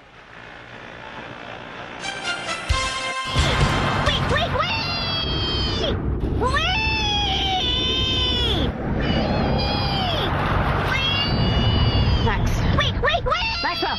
Yeah? You're home. Oh, cool. Thanks, Mrs. A. Back with you once again here at Vanderbilt Stadium as Bales drops back to punt with 18 seconds left to go here in this first half. The Patriots trailing in this game 22-6. No one back deep for Germantown. The snap is back. A strong rush on, and Bales gets away a beautiful kick. It bounces at the 46, rolls around, and is down by Chad Sparks at the 42-yard line of Germantown with 7 seconds left to go. Germantown will take over 1st and 10. And I'm sure we'll see a long pass play of some type here on the final play of the half, unless there's a penalty flag on the play. Germantown has it 1st and 10 at their own 42, and we won't see any more plays as the clock begins to run. And we've come to the end of the first half. So at halftime, our score, Germantown 22, Jefferson County 6. We'll be back after this 2-minute break. We have a special guest up here in the booth with us here at halftime. So we'll be back to talk with him here at halftime. Johnny! Johnny! Yes, my butter kiss. Time to rub the bunions. Great. You're so sweet, Johnny. Between the toes. I know. Oh. It's time for E-Trade. All right, back up here to the Germantown booth. Here we are, halftime, Coach. Jefferson County Marching Band entertaining us. I think if you told anybody this week you're going to be up at this kind of score at halftime, they just said, I'll take it. Yep, absolutely. So here's your halftime stats, Coach. Germantown up 22-6. That time of possession swung back for Germantown in the second quarter. Turnover story continued, so they had the ball more often, were able to establish longer drives, and caught back up a little bit. So I think the Germantown's discipline and ball control has helped them out in these adverse conditions. But they've taken advantage of situations when they presented themselves, which is what the Germantown style of football is. Yeah, 10 more plays than Jefferson County. Almost twice as many yards, 3 more minutes or 2.5 more minutes time of possession. Return yards were a big part of this, and then the couple passes by Germantown. They've got 42-6 on passing yards. Yeah, but they play 2 halves now, okay? So the game's not over yet, 22-6. If they turn over, things switches, and there's 3-1 in the second half against Germantown, then we got an issue. Germantown's got a little problem with those penalties. They'll clean that up, I'm sure, in the second half. But I'm expecting more of the same. Well, Germantown, once again, there's your time of possession in the third quarter. That was the difference in the third quarter. Germantown just took over the ball. There wasn't a turnover, obviously, by Jefferson County. That didn't help. So here's your first half highlights. There's the opening kickoff. Just a great return. Really set Germantown up, Coach. Here after the long run. Down to the 35-yard line, and then Germantown goes to work. Really not a lot of success on the first couple of plays, but then with the big pass play, Neighbors dropping back, rolling over to the left, and finding Jix down that side. Free safety was out of position, and then Germantown's defense came to play at that point. Coach just really brought the wood, and then there's the big mistake on the punt and recovery by Moss. Set Germantown up again. Went back to doing what they do, running the football. You see Coppage there on the big play outside. They ran the ball up the middle, just walked right down the field, forgot their second touchdown. So at this point, Jefferson County's a little concerned. Obviously, you're down 14-0. Nothing's going your way. So in your next possession, you take off and you fumble again. And nice recovery by Paul West on that play. Germantown gets the ball back. There's the pitch by Neighbors. There goes Coppage again. Picking them apart, 5-6 yards every carry, just doing what Germantown's done the entire year. There's the pitch, big play to Moss, and just moving the ball. Quick handoffs as well, working those in. Just power football, and this just burned the clock out in the second quarter, and just really kept the Jefferson County offense off the field, and Germantown's over there taking a break on defense. So then when Jefferson County did get the ball back, just couldn't hang on to the ball. I know the weather conditions are bad, but the weather works both ways, Coach. And the ball was wet for everybody. Yeah. And Germantown handled adversity better than Jefferson. Germantown did better than Jefferson County did, controlling that. This was not Germantown's first big game, so they were up to the challenge coming into off the bat. So Jefferson County with the big, play there on the busted defense by Germantown. That was really about the only thing that went right for them in the first half. The fumble there, but it's all Germantown. It is, and they were able to capitalize on the mistakes. So once they were making mistakes, they were able to make them pay for the mistakes that they made, and that's why they got the big lead at halftime. So there's your keys to the game, Coach, and you see, so far Germantown's controlled the line of scrimmage. They've controlled the time of possession, and they've run the football. They don't get 100% on no turnovers. They did turn the ball over, but their defense has made one mistake, but then it's pretty relentless. If you're Jefferson County, you were going to try to get to the outside and use your speed, mixing the passing game. Nope. No. On turnovers, you've just really failed, and you haven't stopped Germantown's long drive. Okay, big plays were a big part of the first half. There were 5 of them, so we're going to kind of break those down so you get a good look. All right, number 1, this was the opening kickoff. Germantown received the ball on the 5-yard line. You see that initial gap, and that's what you've got to do to get a kickoff. You've got to start moving north and south. So you can see there, he's able to break through, and he's coming down on the right-hand side, and he gets another block, and that gets you another 15 yards there. So that was very important. Number 2. This is the Germantown long pass on their first drive. You see Jix there on the left-hand side, and Jefferson County's in a cover 3. So what happens is Germantown's got too tight. The strong safety's over on the right-hand side. Neighbors sees that. What they're going to do, Neighbors is reversing out. So immediately you've got all of his backs moving to the right. That takes those linebackers and the strong safety, and everybody else is thinking that way. At the same time, you see in the backfield, in the defensive backfield, you see all of the backs moving that way as well. Neighbors is rolling over to his left-hand side, and both tight ends are going straight down on seam routes. So the strong safety's the free safety's got to make a decision because they are in a cover 3. So where he can give help is going to depend. So Neighbors rolls out. Germantown pulls the backside guard, which gives him more time. And then you see Jix kind of breaks it out to that left, and he's got some room there. And Jix is tall, so he goes out and just catches that ball, just goes up for it. Neighbors put it exactly where he needed to catch it. And that was on a third down. It was a big play. So number 3, this is the punt. Germantown had been stopped on their second drive. Walthall, special teams, just gets a really big, booming kick. Got a really strong leg. Ball bounces right over the Jefferson County receiver, and then he just can't get a hold of the ball. The field's wet. Moss grabs it and just gives Germantown, again, great field position to score on. Number 4, this is Jefferson County's third possession. They're rolling out, and you see he's got pressure there coming from Germantown on the left-hand side. And so he breaks down, decides, okay, I'm going to have to keep the ball. So he cuts back up to the middle. And you'll notice Bo Manus right here is the one that reaches in and jars that ball loose. So just a good effort on his part. Hits that ball, knocks it loose. West right there on top of it to recover it. Sets up Germantown for another fantastic drive. Okay, big play number 5. So this is the play Jefferson County scored on. You see they've got a tight end on the right side. So Germantown has their strong safety on that side. And Germantown had changed their gap control defense, so their standard gap control was gone. Now their linebackers are going wide, and this is really what caused this play. So you see Jefferson County there. He's moving over to his right-hand side. That causes the linebackers to move that way, and then there's nobody to fill on the backside gap. So he cuts it back over to the left, and the free safety had bitten up and been moving towards that side as well. So really sort of a perfect storm on that play. He's able to cut it back and just, real fast and makes the move. There's the free safety again one more time, and, he's moving over to that right side of the offense. And then so now you've got nothing on that backside to make that play. One thing to note here, the run is not his responsibility. That he wasn't able to provide any help because he was moving to that side as well. All right, so those were the big plays, Coach, and that's really was what happened in the first half. Well, Germantown's got to be feeling really confident, really good what's going on. Now you want to finish the game.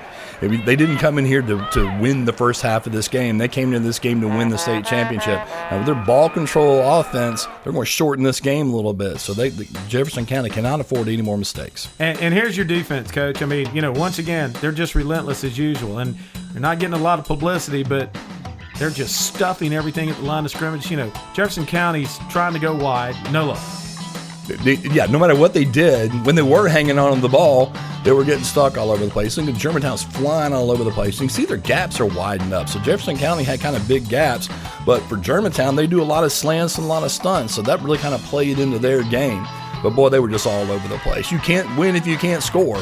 And that's what Germantown was kind of banking on. Yeah, and once again, the big plays went Germantown's way, all but one. But, this is their consistent part, their defense. I mean, it's just you can't beat them if you can't score, and they just stuffed everything. Well, when you take away that one play, Jefferson County didn't do a darn thing in the first half. They had one play, but, boy, they couldn't hang on to it. They couldn't do anything. Yeah, I mean, there was the fumble recovery by West. They just laid the ball on the ground the whole time. And, when like you said, when they weren't fumbling the ball, Germantown stuffing them at the line of scrimmage. And, you go back to that one busted play on defense, and that was the mistake made on the gap control change. That's pretty much it. And then you can't, then they got the intimidation factor. When things you're trying that you're used to winning, you've been successful all year long, all of a sudden none of it works. So do you abandon that and come up to something in the second half, or do you trust what got you there and just wait for things to swing back your way? Yeah, I'll be curious to see how Jefferson's, the county comes out and responds, because Germantown is just really taking the wood to them. Well, the thing that we've seen game after game leading up to this game is watching other teams freak out when what they're doing is not working. So we've seen running teams try to throw, we've seen throwing teams try to run, we've seen people get out of their game plan once Germantown gets ahead. I mean, interesting to see if Jefferson County keeps their composure and says, hey, we got here by doing this, and we're going to keep doing it, win, lose, or draw. That is just an absolute great point. And that's when teams fall apart, is when they try to do what they can't do. And we'll have to see, what kind of adjustments. We'll see if they panic. If I'm Jefferson County's coach, I'm going to say, look, it can't get worse than what just happened.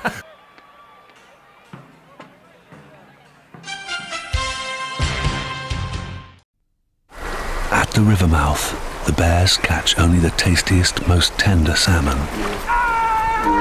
which is exactly what we at John West want.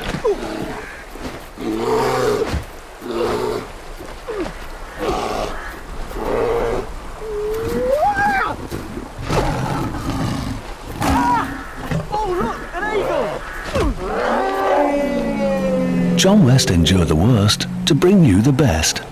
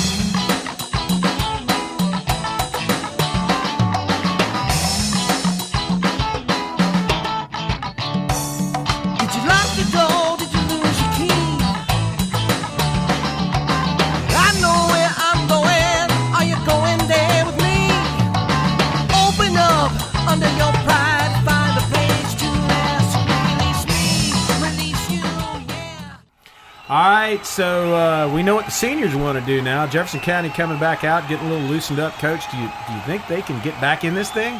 Well, yeah. I mean, they made it this far. Germantown did it. There's no reason they can't do it as well. They just got to cut down mistakes and come back. But, boy, it hadn't happened in Germantown yet. Everybody's gotten together at halftime and said, we're going to come back, and nobody's been able to do that yet. So if they do, it'll be the first time in quite a while that somebody's been able to do it against the Red Devils. Yeah, Germantown just continues to pound on you in the second half, and they talk about relentless. I mean, second half's even worse. Yeah, on top of everything else, Germantown has a tendency of getting stronger as the game goes on. With the Jefferson County Patriots head coach Craig Kissabeth. And Craig, what's your plans for the second half? Our plans is come out and start playing like a Jefferson County football team. We did not look like a Jefferson County football team in the first half. I was very disappointed. We started off on a good note and then seemed to go lax. We just got to come out and not do anything different, just come out and play like we're capable of playing. We're getting ready to start the second half. Back to the booth. All right, Coach. Turnovers were key. We'll see what happens here in the second half. Let's send it down now to the Jefferson County booth. Here we go.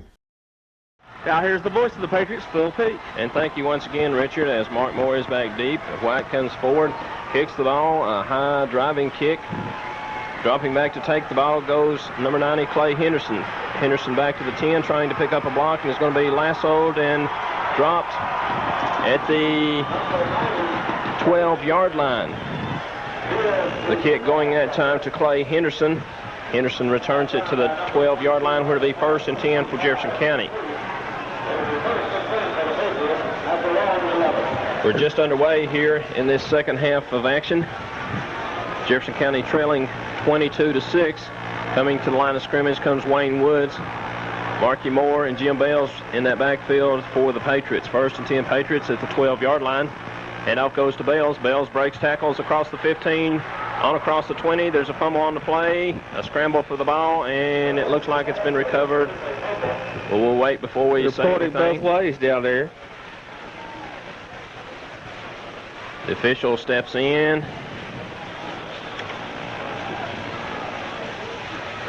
And it's Germantown's football. Jefferson County stepping in there to debate the issue with the official. George Quarles can't understand it. The official says it's Germantown's football, so I guess we'll just have to live with it. 1st and 10 for Germantown. The ball at the Patriot 21-yard line.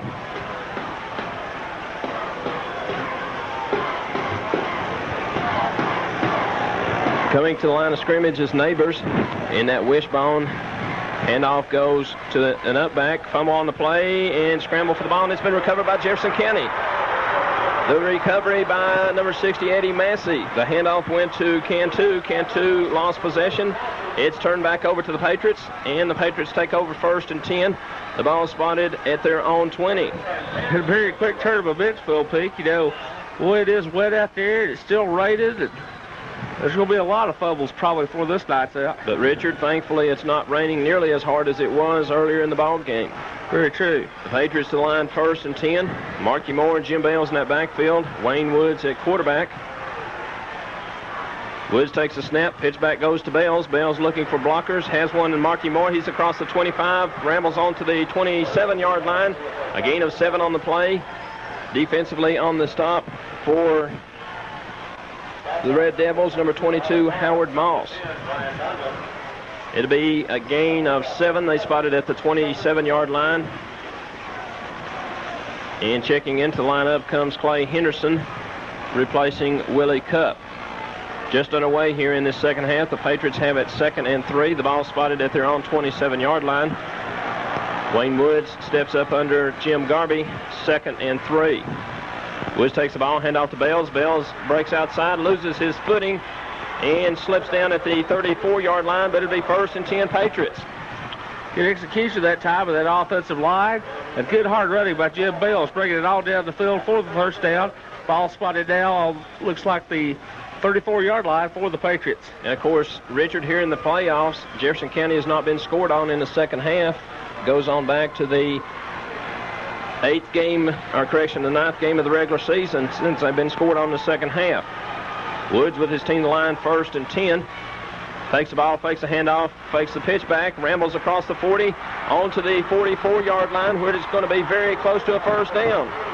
Wayne Woods, beautiful job of faking that time, tucked that ball in, rambled up to the 43.5-yard line where it's going to be just a half yard short of a first down, bringing up 2nd and 1. A beautiful message board down across the way says, all right, and it is all right. Go for it. 2nd and 1, ball on the 43 now, they say. Good execution by Woods. We need that kind of execution to make good things happen in the second half. Woods to the line, 2nd and 1. Handoff goes to Bales. Bales across the 45, 1st and 10 Patriots. The ball to be spotted just shy of the 46. It's 1st and 10 Jefferson County. Of course, we want to remind you listeners back at home that if you have Univamp cable system, you can watch this game at 11 o'clock in the morning as well as 4 o'clock tomorrow afternoon and hopefully another time or two throughout the week. We'll just wait to see about that. And, of course, a big ball game coming up at 1 o'clock next Saturday afternoon between Carson Newman and Saginaw Valley from up in Michigan.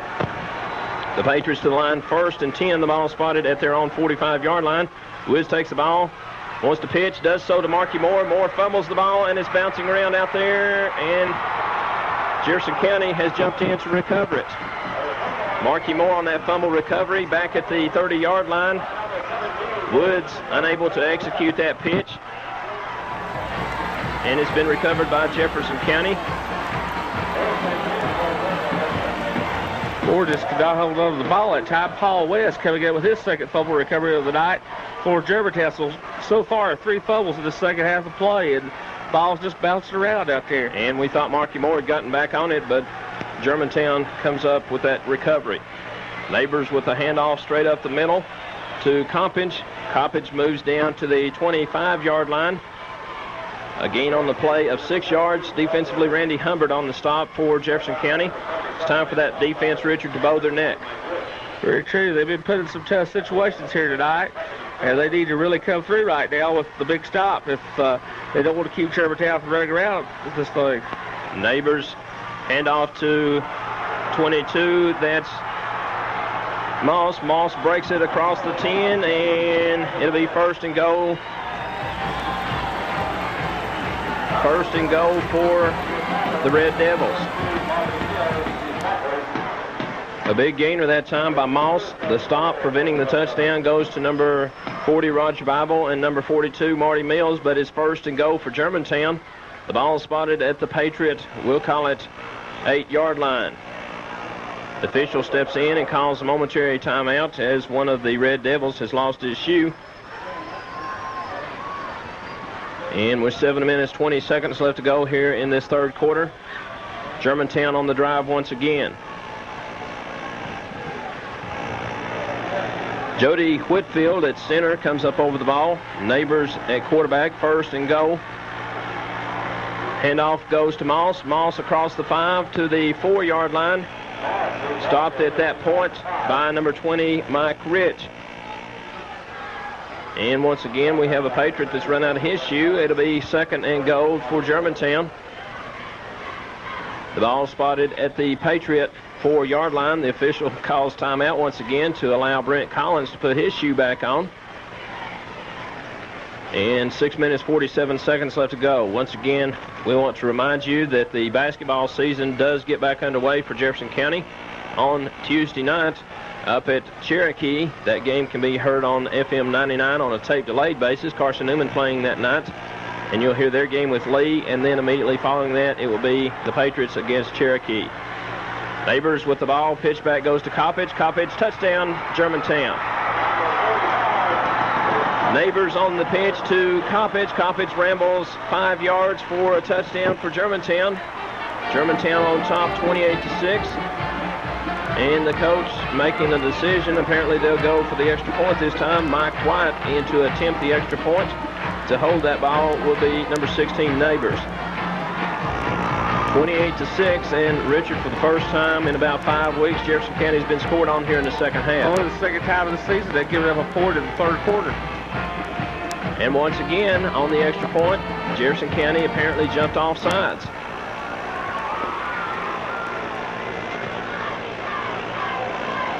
And indeed, that is the call, as Richard evidently, Germantown doing something a little bit different on the extra point. They've drawn the Patriots for the third time tonight off sides. I don't know what they're doing down there, but they're doing a good job of it. They gives them the ball about the 1.5-yard line. Neighbors with his team to line. They'll go for the 2-point conversion. And they break the ball this time. Handoff goes to Coppage. Coppage, 2 points. So with 6 minutes, 36 seconds left to go here in this third quarter, our score Germantown 30 and Jefferson County 6. We'll be back after this 30-second timeout.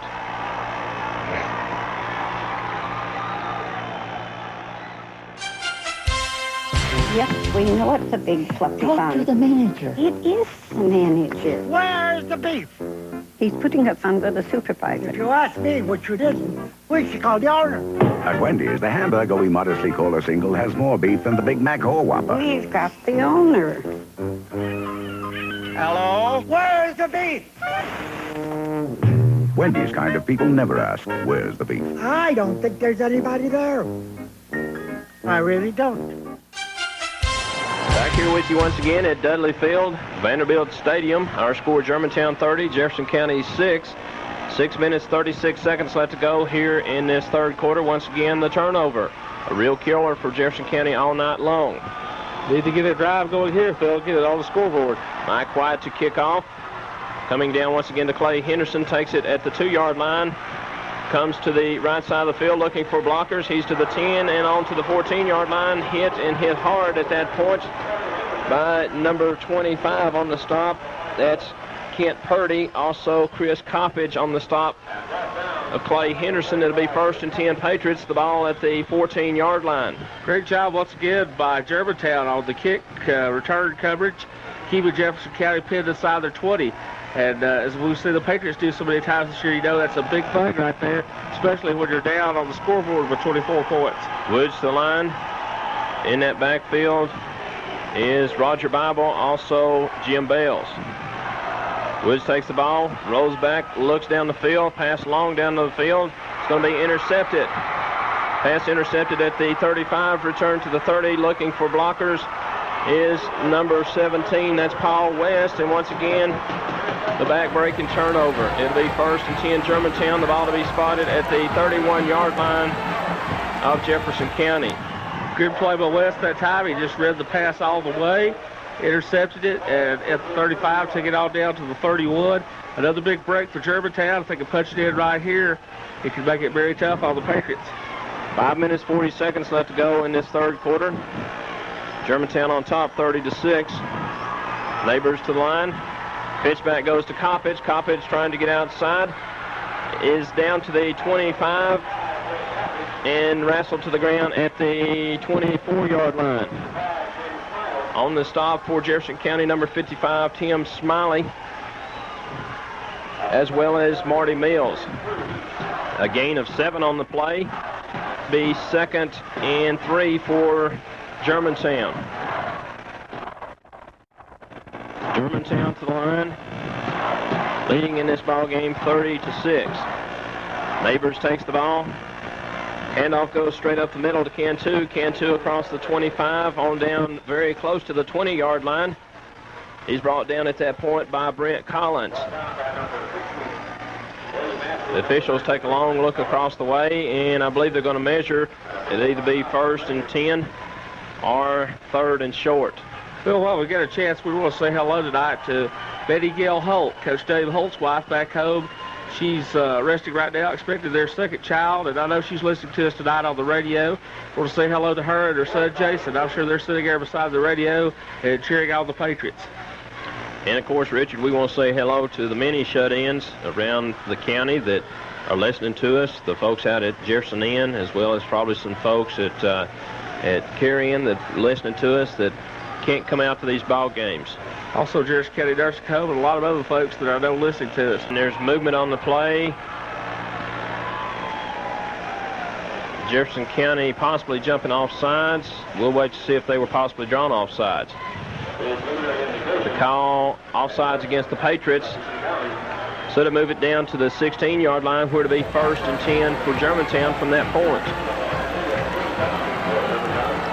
4 minutes, 31 seconds left to go here in this 3rd quarter. Germantown on top 30-6. And have the ball at the 16-yard line of the Patriots. They got down there by the turnover once again. Neighbors to the line. Pitch back goes to Moss. Moss across the 15 down to the 11-yard line. Gain on the play of 5 yards on the stop, number 42, Marty Mills. Be 2nd and 5 for Germantown. Now they spot the ball back at the 12-yard line, so we'll call it 2nd and 6 for Germantown. 4 minutes left to go here in this 3rd quarter. Neighbors to the line, 2nd and 6. Flag on the play as the handoff goes to Moss. Moss across the 10 to the 7-yard line. However, there appeared to possibly be movement in that backfield. Illegal motion, the call against Germantown. Clay Henderson was in on that stop. However, all that will be nullified as the ball will be called for and moved back 5 yards to the 17-yard line. Would be 2nd and 11. The officials preparing to step off 5 yards, moving the ball back to the 17-yard line, where to be 2nd and 11 for Germantown. The ball now spotted at the Patriots' 17-yard line. 3 minutes, 45 seconds left to go in this 3rd quarter. Germantown leading in this game 30-6. Neighbors to the line, 2nd and long. Makes the handoff, pitch back, goes to Coppage. Coppage trying to get outside, eludes one tackler, and is run out of bounds at the 10-yard line. On the stop, Brent Collins, as well as number 90, Clay Henderson. It'll be 3rd, and we'll call it 4 to go for a 1st down. The ball spotted at the Patriot 10-yard line.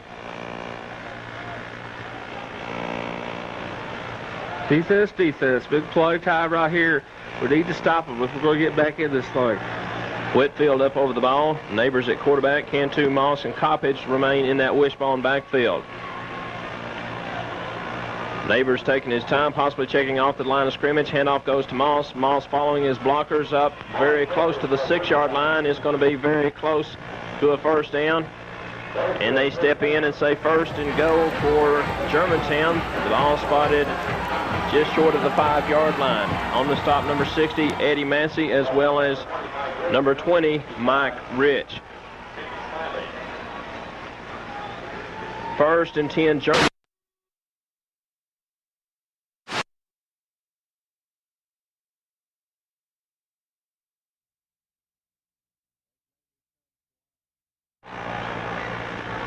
Neighbors takes the ball, keeps and is going to be wrestled down at the 4-yard line after a gain of 1 on the stop, number 93, Brent Collins, as well as number 60, Eddie Massey. And, of course, Richard, we want to remind the folks that we'll be along next Saturday morning at 9 o'clock with Patriot Football Review. Coach Craig Kisbeth will have his season's comments about this season, as well as we'll give the folks a special opportunity to call and talk to the coach about this season, give him their compliments, as well as ask any questions about this season.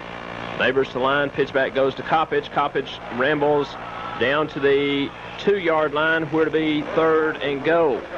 I'll tell you, Phil, this Germantown team, they get the ball in good field position like that. They're just so powerful. They have the great line. They've got so many good backs. Kid, too, Boss, Coppage, they all run the ball. They all run the ball well. Defensively on the stop for the Patriots, number 90, Clay Henderson. It'll be 3rd and goal. The ball spotted at the 2-yard line. The clock continuing to run, inside of 2 minutes left to go here in this 3rd quarter, as Germantown once again threatening to score. Handoff goes to Cantu. Cantu rambles untouched into the end zone for a touchdown. And Richard, in all honesty, what could be the final nail in the coffin against the Patriots? That's very true. Folks, we're not giving up by any means. But against this tough Germantown team, trailing by 31, it's a tough task ahead for the Patriots. Well, they're doing right now just like they've been doing all season long, with the exception of the one game against Pine Bluff, Arkansas. They come out, they make things happen, they get the big turnovers, and they keep punching it in. And White finally kicks one. The kick on its way, and it's good. So with timeout on the field, our score, Germantown 37, Jefferson County 6. Back after this 30-second break.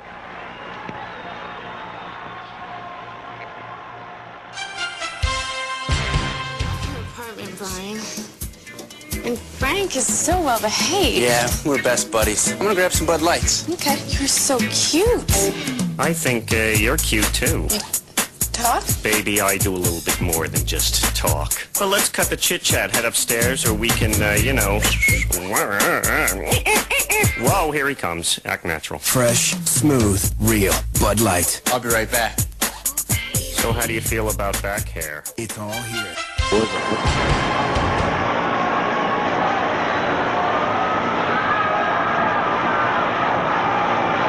Back with you once again here at Vanderbilt Stadium, and folks, by no means we want to give you the impression that we've given up on these Patriots, but the Patriots are down by 31 as White prepares to kick off.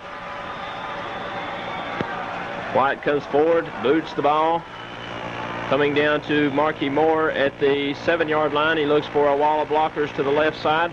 He's up to the 15, 20, 25, still on his feet to the 28-yard line. A late hit over there, but we don't see a flag on the play.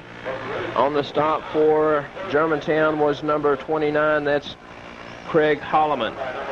Be 1st and 10 Patriots, and once again, one of the Patriots has come out of his shoe with 1 minute 36 seconds left to go here in this 3rd quarter. Richard, you know, we talked about all week long Coach Kisbeth working on some special plays. We may see some here very shortly. We may see a lot of things here. I know we'll see a lot of fireworks. These Patriots will never give up either.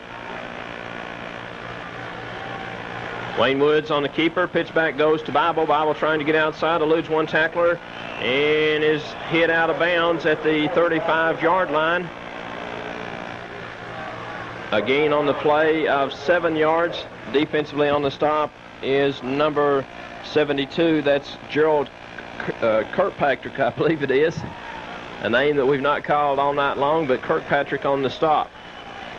It'll be 2nd and 3 to go for the Patriots for a first down. 1 minute, 15 seconds left to go here in this 3rd quarter.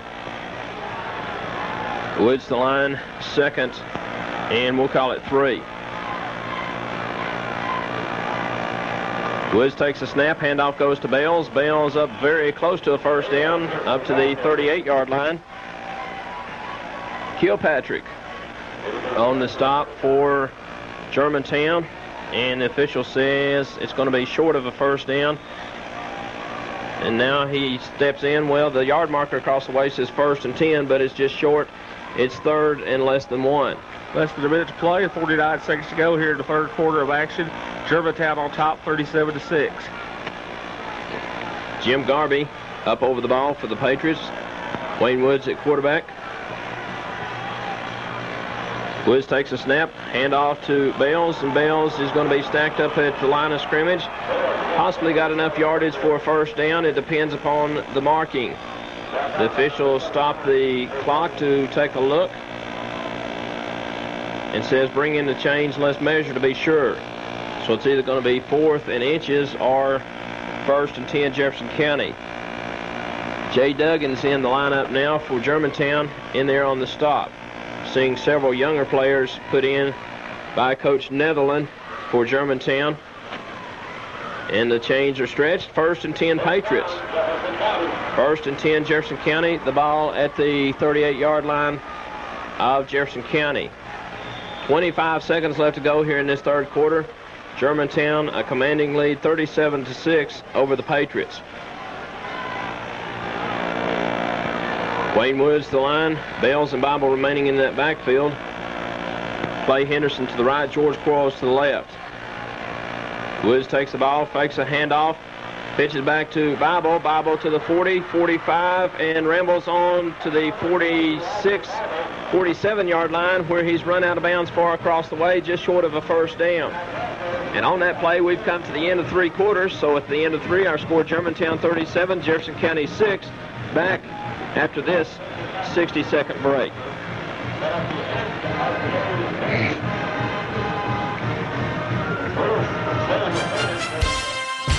Coach, just plug it in. Gee, how about that?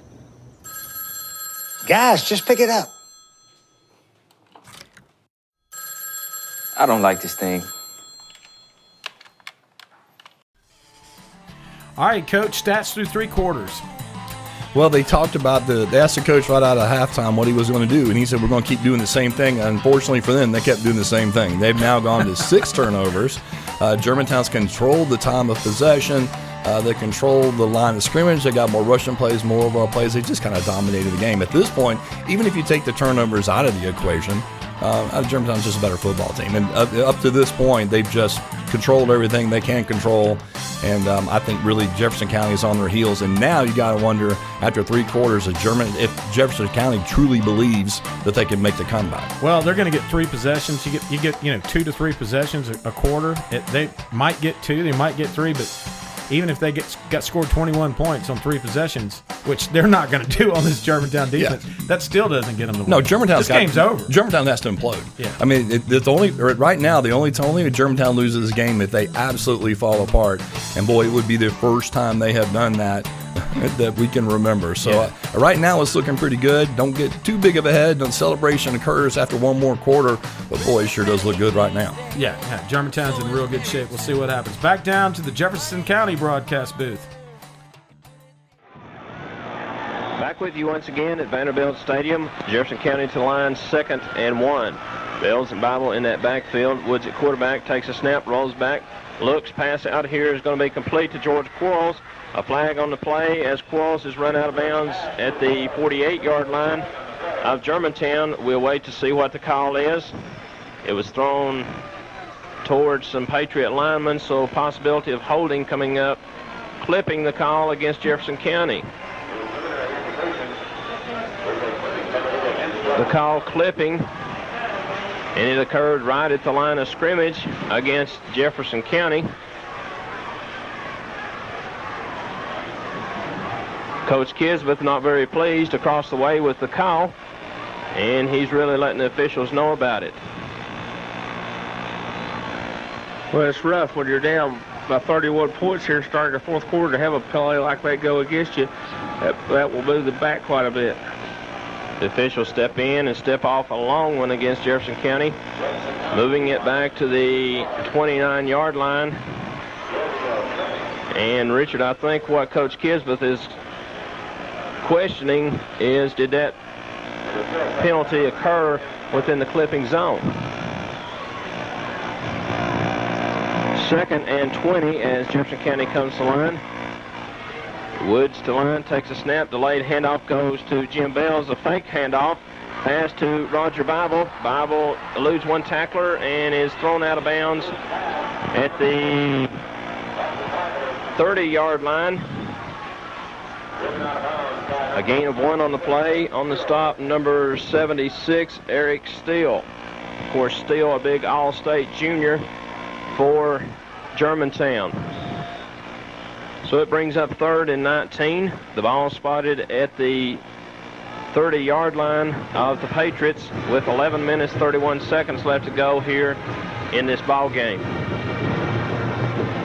Woods, the line, 3rd and long.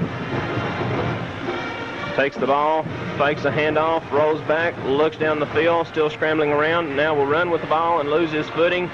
Fall to the turf at the 32-yard line. A gain of 2 on the play. It'll be 4th and 17 for Jefferson County. Coming off the field across the way, Wayne Woods, and Wayne looks a little dejected as he comes off the field. But Richard, Wayne Woods has nothing to be ashamed of. Well, none of these Patriots do. You know, they've just run it up against a Germantown club that is a very fine football team, as the Patriots are. They've made a lot of turnovers tonight, and you get a game like this, you know the team that makes the most turnovers is usually the team that loses. Snap back to Bales. Bales punt on his way. It's a long driving punt. It's going to be fielded back at the 20-yard line. Eluding tacklers, are trying to elude tacklers. Back there goes number 45, I believe it is. That's Chris Compage, and he's down on the field holding a knee. On the stop for Jefferson County was number 43, Randy Miller. Well, I'll tell you, Miller really laid a great lick on him to stop him back there, and I hate to see Compage go down like that. Looks like a knee injury. He is in quite some pain. Germantown trainers attended to it.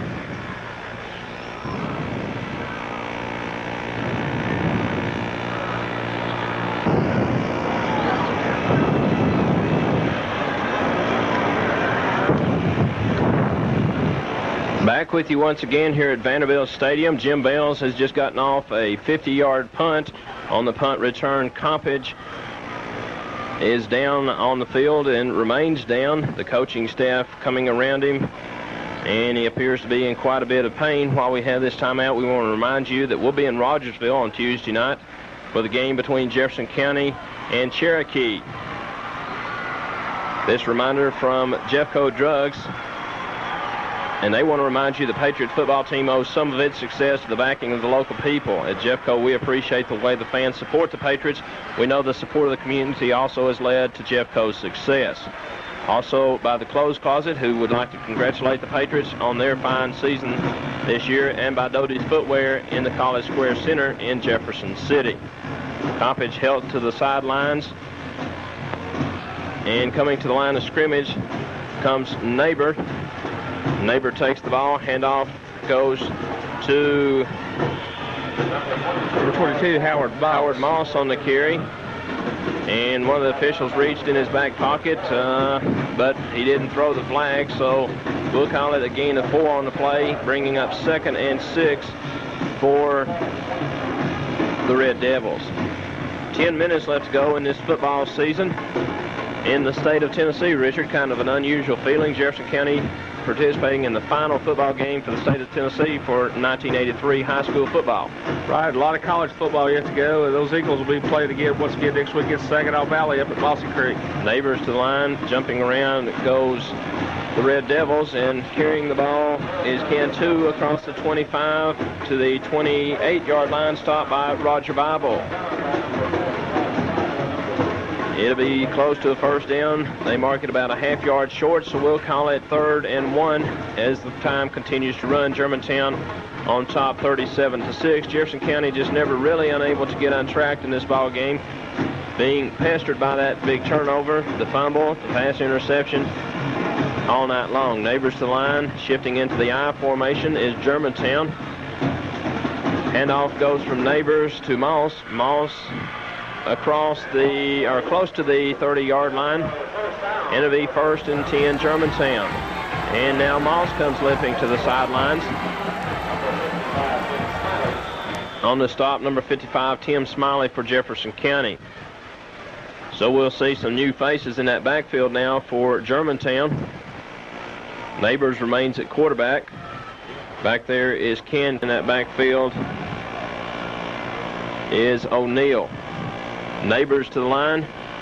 Handoff goes to Cantu. Cantu spinning, trying to get away from tacklers. Randy Humbert there on the stop, along with Clay Henderson and Eddie Massey. Stop for no gain. 8 minutes, 25 seconds left to go in this football season. Germantown on top, 37-6.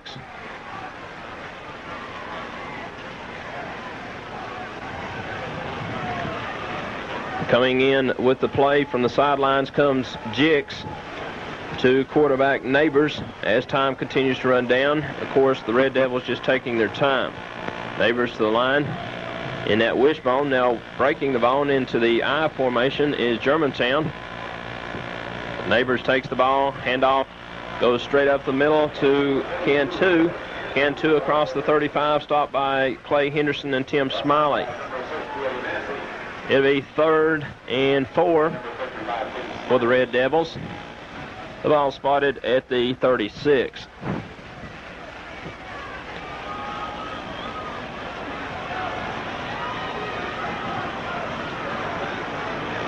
The Red Devils taking a lot of time as they come to the line of scrimmage. Neighbors to the line, 3rd and 4. And once again, they shift out of that wishbone into that I formation.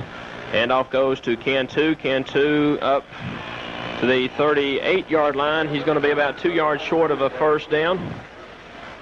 Bringing up 4th and 2. Eddie Massey on the stop for Jefferson County. And it appears that the Red Devils are going to punt, so coming in to take care of that will be Buzz Walthall, dropping back deep. Goes number 44, Willie Cup for Jefferson County. 6:45 left to go in this ball game. 4th and 2 for the Red Devils at their own 38. Walthall with the snap. The kick on his way. He kicks it away from Willie Cup. Bounces at the 38. Rolls on down to the 28, 27, 26. And is going to be downed at the 25-yard line where the Patriots will take over 1st and 10. 1st and 10 Patriots at their own 25 with 6 minutes, 24 seconds left to go in this season. Germantown on top, 37-6. 37-yard punt that time by Walthall. 6:22 to go in the ball game. Jefferson County to the line, 1st and 10 at their own 25. Wayne Woods remains at quarterback. Bells and Bible in that backfield. Wayne Woods takes a snap, rolls back, looks, pass, complete to George Quarles to the 30. He lowers his shoulder and moves on to the 35. And there's a flag on the play as hit out of bounds is George Quarles. Quarles completely had his feet knocked out from under him, and a personal foul is going to be called against the Red Devils. Defensively, Bond Tubbs over there. And Tubbs, the young man who committed the foul, knocked Quarles to the turf out of bounds.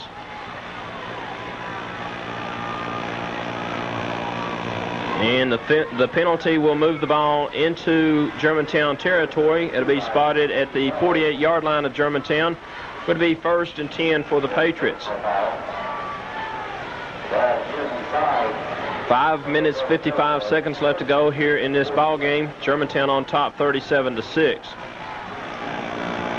Woods the line, 1st and 10 at the Germantown, we'll call it 47.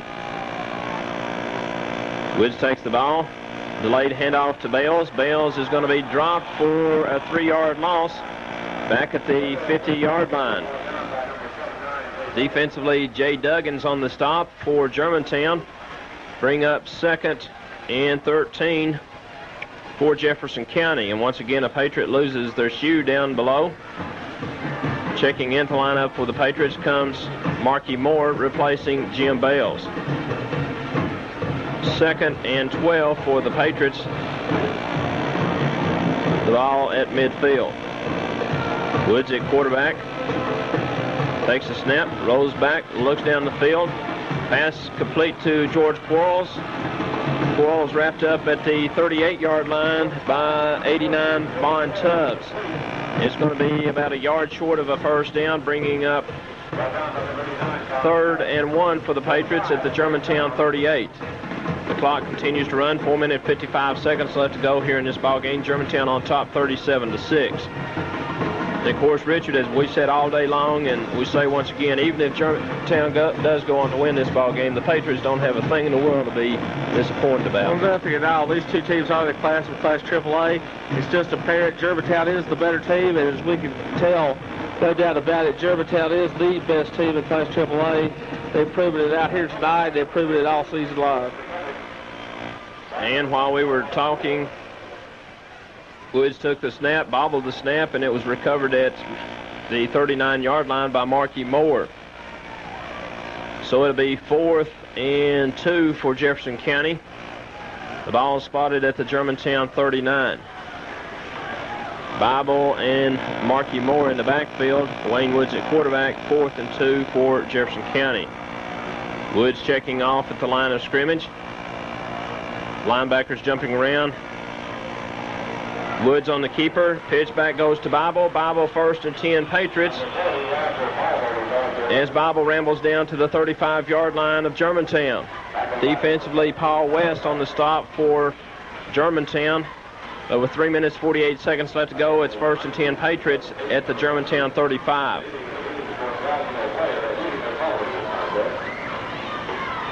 First and 10 Patriots, the ball at Germantown 35 as Woods brings his team to line.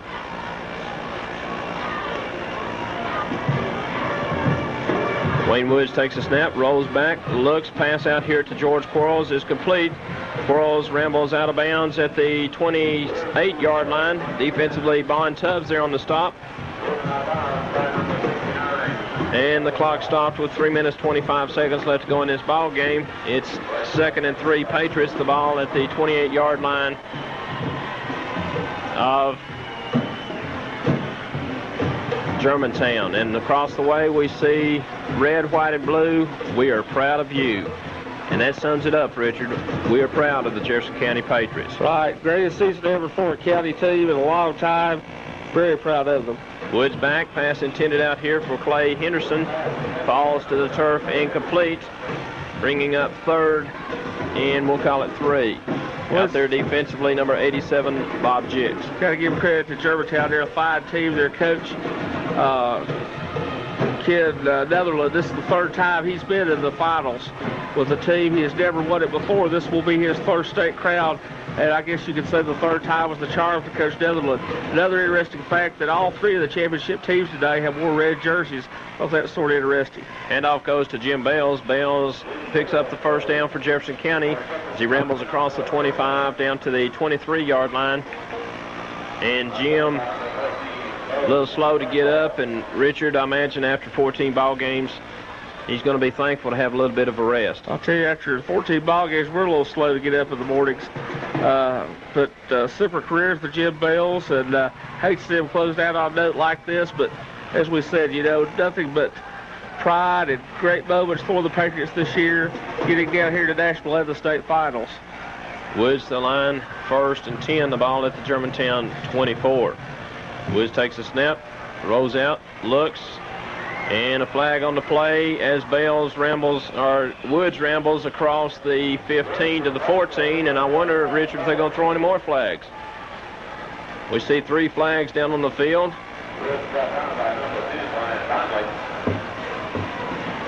The call clipping against Jefferson County, blocking below the knees against Jefferson County, holding against Jefferson County, and I wonder if they're going to call any more.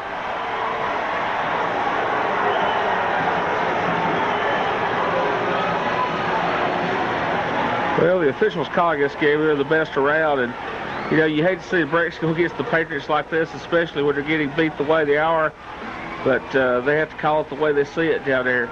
But Phil, you know, we talked about it quite a bit today. We're losing a lot of good seniors this year, but the potential is there for another good or great ball team next year. Well, that's true, Richard. Of course, as we look across the offensive roster, and I intended to do that just a minute ago. Of course, split end, number 90, Clay Henderson, will be gone next season. The center, number 57, Jim Garvey. Also Todd Manley, the strong guard, number 56. And on the front line, that's all that's going to be gone. Of course, in the backfield, Wayne Woods will be gone. Jim Bells will be gone. And as we look down on the field, the snap goes to Wayne Woods, and Brent Collins really plastered down there on the field, but the official just waves it incomplete. So it brings up 2nd and 29 for Jefferson County. The ball spotted at the 42. Of course, as we were mentioning, Wayne Woods will be gone at quarterback, and in the backfield, Jim Bales and Roger Bible concluding their season here tonight. Woods to line, 2nd and long. Takes a snap, rolls back, heavy pressure being applied. Pass out there complete to Brent Collins, and then incomplete as Collins drops the ball. Wayne Woods being decked back beyond midfield. And it'll bring up 3rd and 29. Over on the defensive side of the ball, as we look at the defense, of course, Jim Garvey will be gone. And Randy Hubbard will be gone, number 77. Also, Jamie Moore will be gone. Tim Smiley will be gone. Clay Henderson will be gone. Mike Rich, Roger Bible, Marty Mills. All of those fine seniors concluding their career here at Jefferson County High School. But folks, as we said all season long, these young men don't have anything to be ashamed of. They've gone further than any IMAC team has in several years. They've gone further than a Jefferson County team has in the history of the school. So they don't have anything to be ashamed of at all.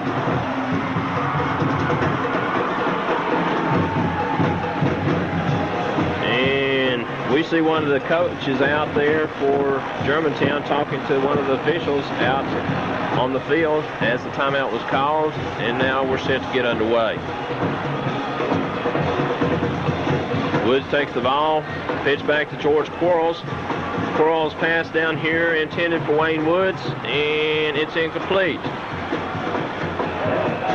And we have a flag on the play. We'll wait to see what the call is going to be. Phil, as you said, a lot of great seniors this year for the Patriots. You know, you talked about Jim Bales, Mike Rich, Wade Woods, Jamie Moore, Roger Bible, Todd Manley, Clay Henderson, Jim Garvey, you know, Marty Mills, Tim Smiley, Randy Hubbard. Also, Michael Fagan played quite a bit on the kickoff teams. You know, about 12 young men right there. They've been tremendous leaders this season for the Patriots all year long. And, Richard, they call Brent Collins for being an ineligible man downfield. I can't quite understand that call.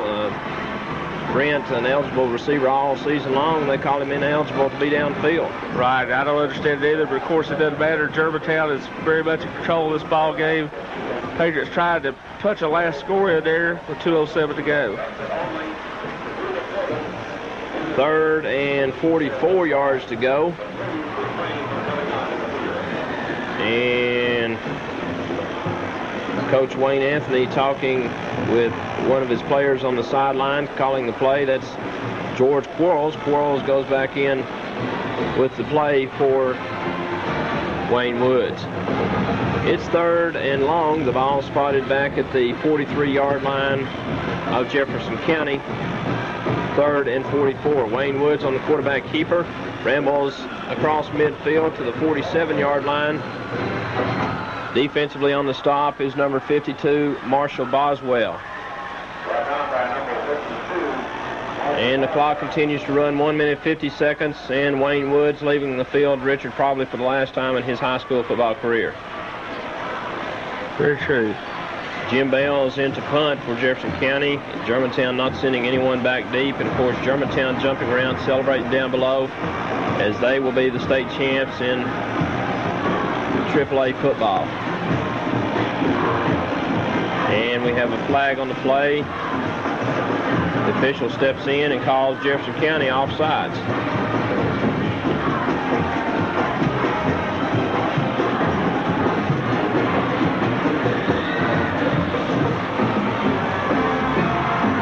We'll wait to see the officials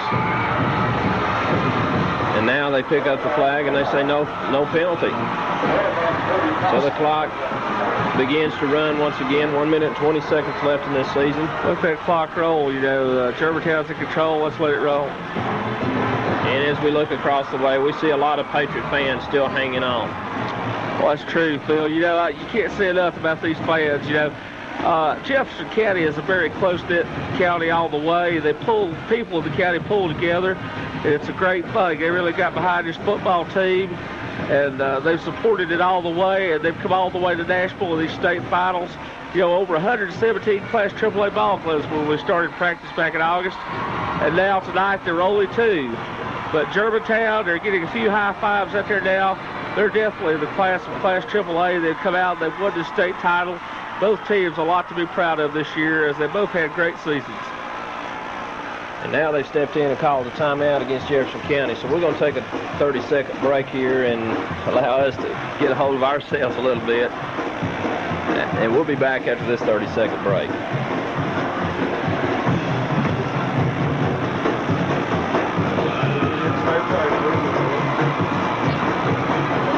Stepped in. Yeah.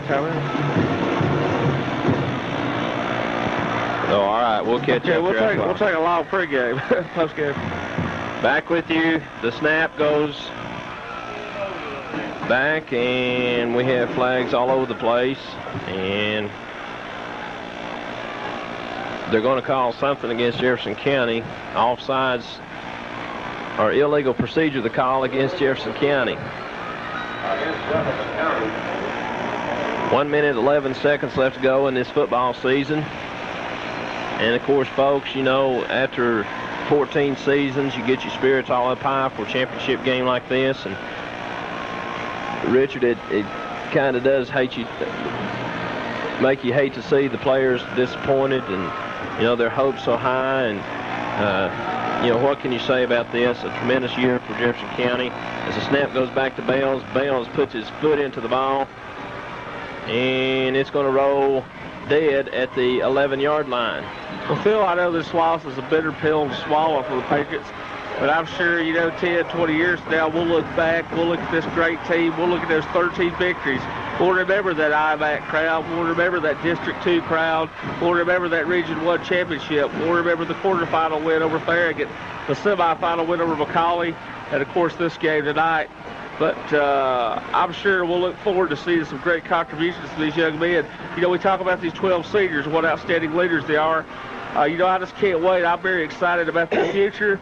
And I think they'll all come back to Jefferson County after their college career or whatever they may decide to do, and really make a great contribution to our community. They already have here as great leaders to this football team. And once again, we see the yellow flag thrown. The official stepping in to discuss the situation, and we'll wait to see what to call. 33 seconds left to go. Offsides against Germantown.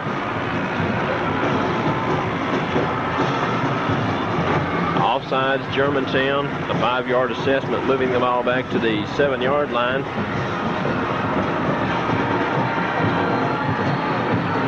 We're to be 1st and 15. And Neighbors is going to come up and probably just fall on the ball. Takes a snap, just falls down on the ball. And we're going to have about one more snap probably in this football season, and it'll be all over with. Germantown, the AAA football champions in the state of Tennessee.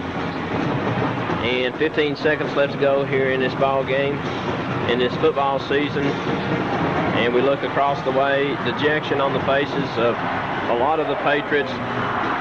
However, as we have said several times, Jefferson County in the top 2 in the state of Tennessee, nothing at all to be ashamed of.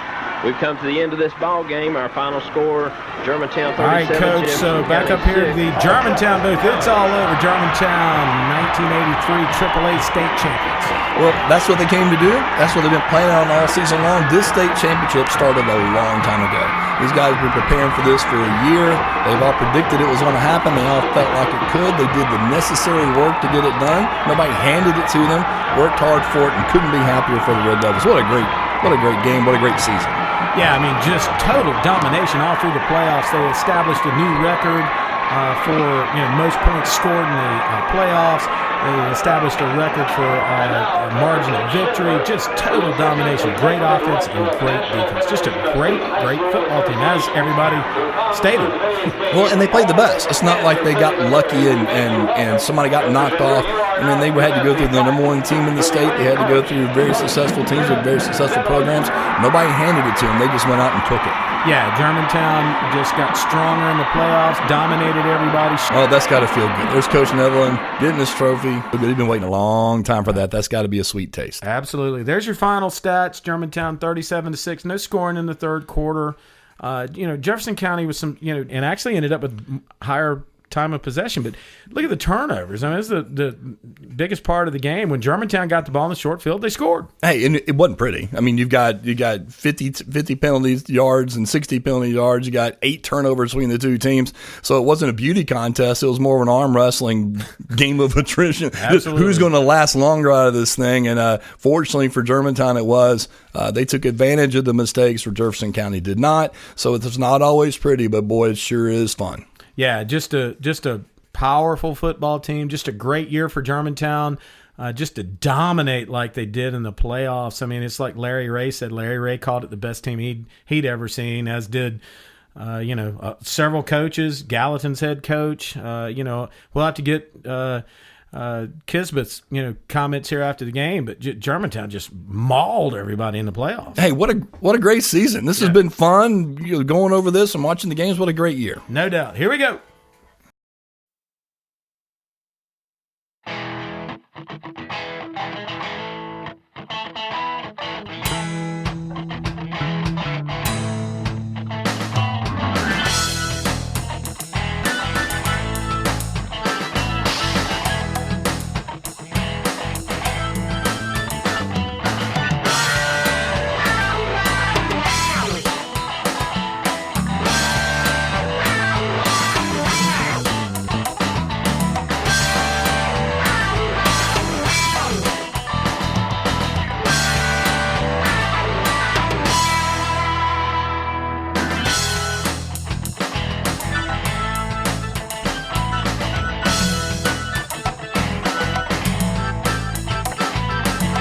You're trying to make up, I'm trying to wake up today.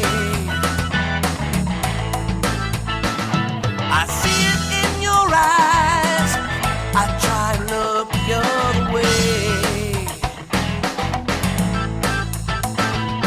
Climb back down your mountain, rise above the mess you made.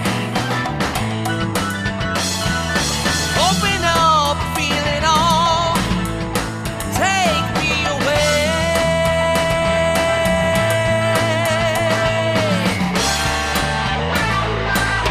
I'm gonna find my way, uncover my eyes. I'm gonna find my way, release from your disguise.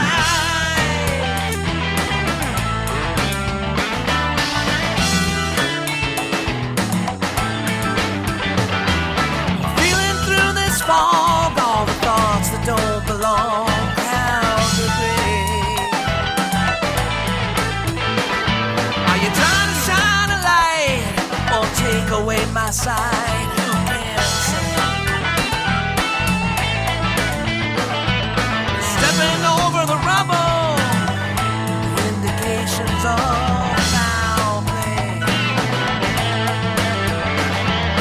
Close it down, take nothing, but take me away.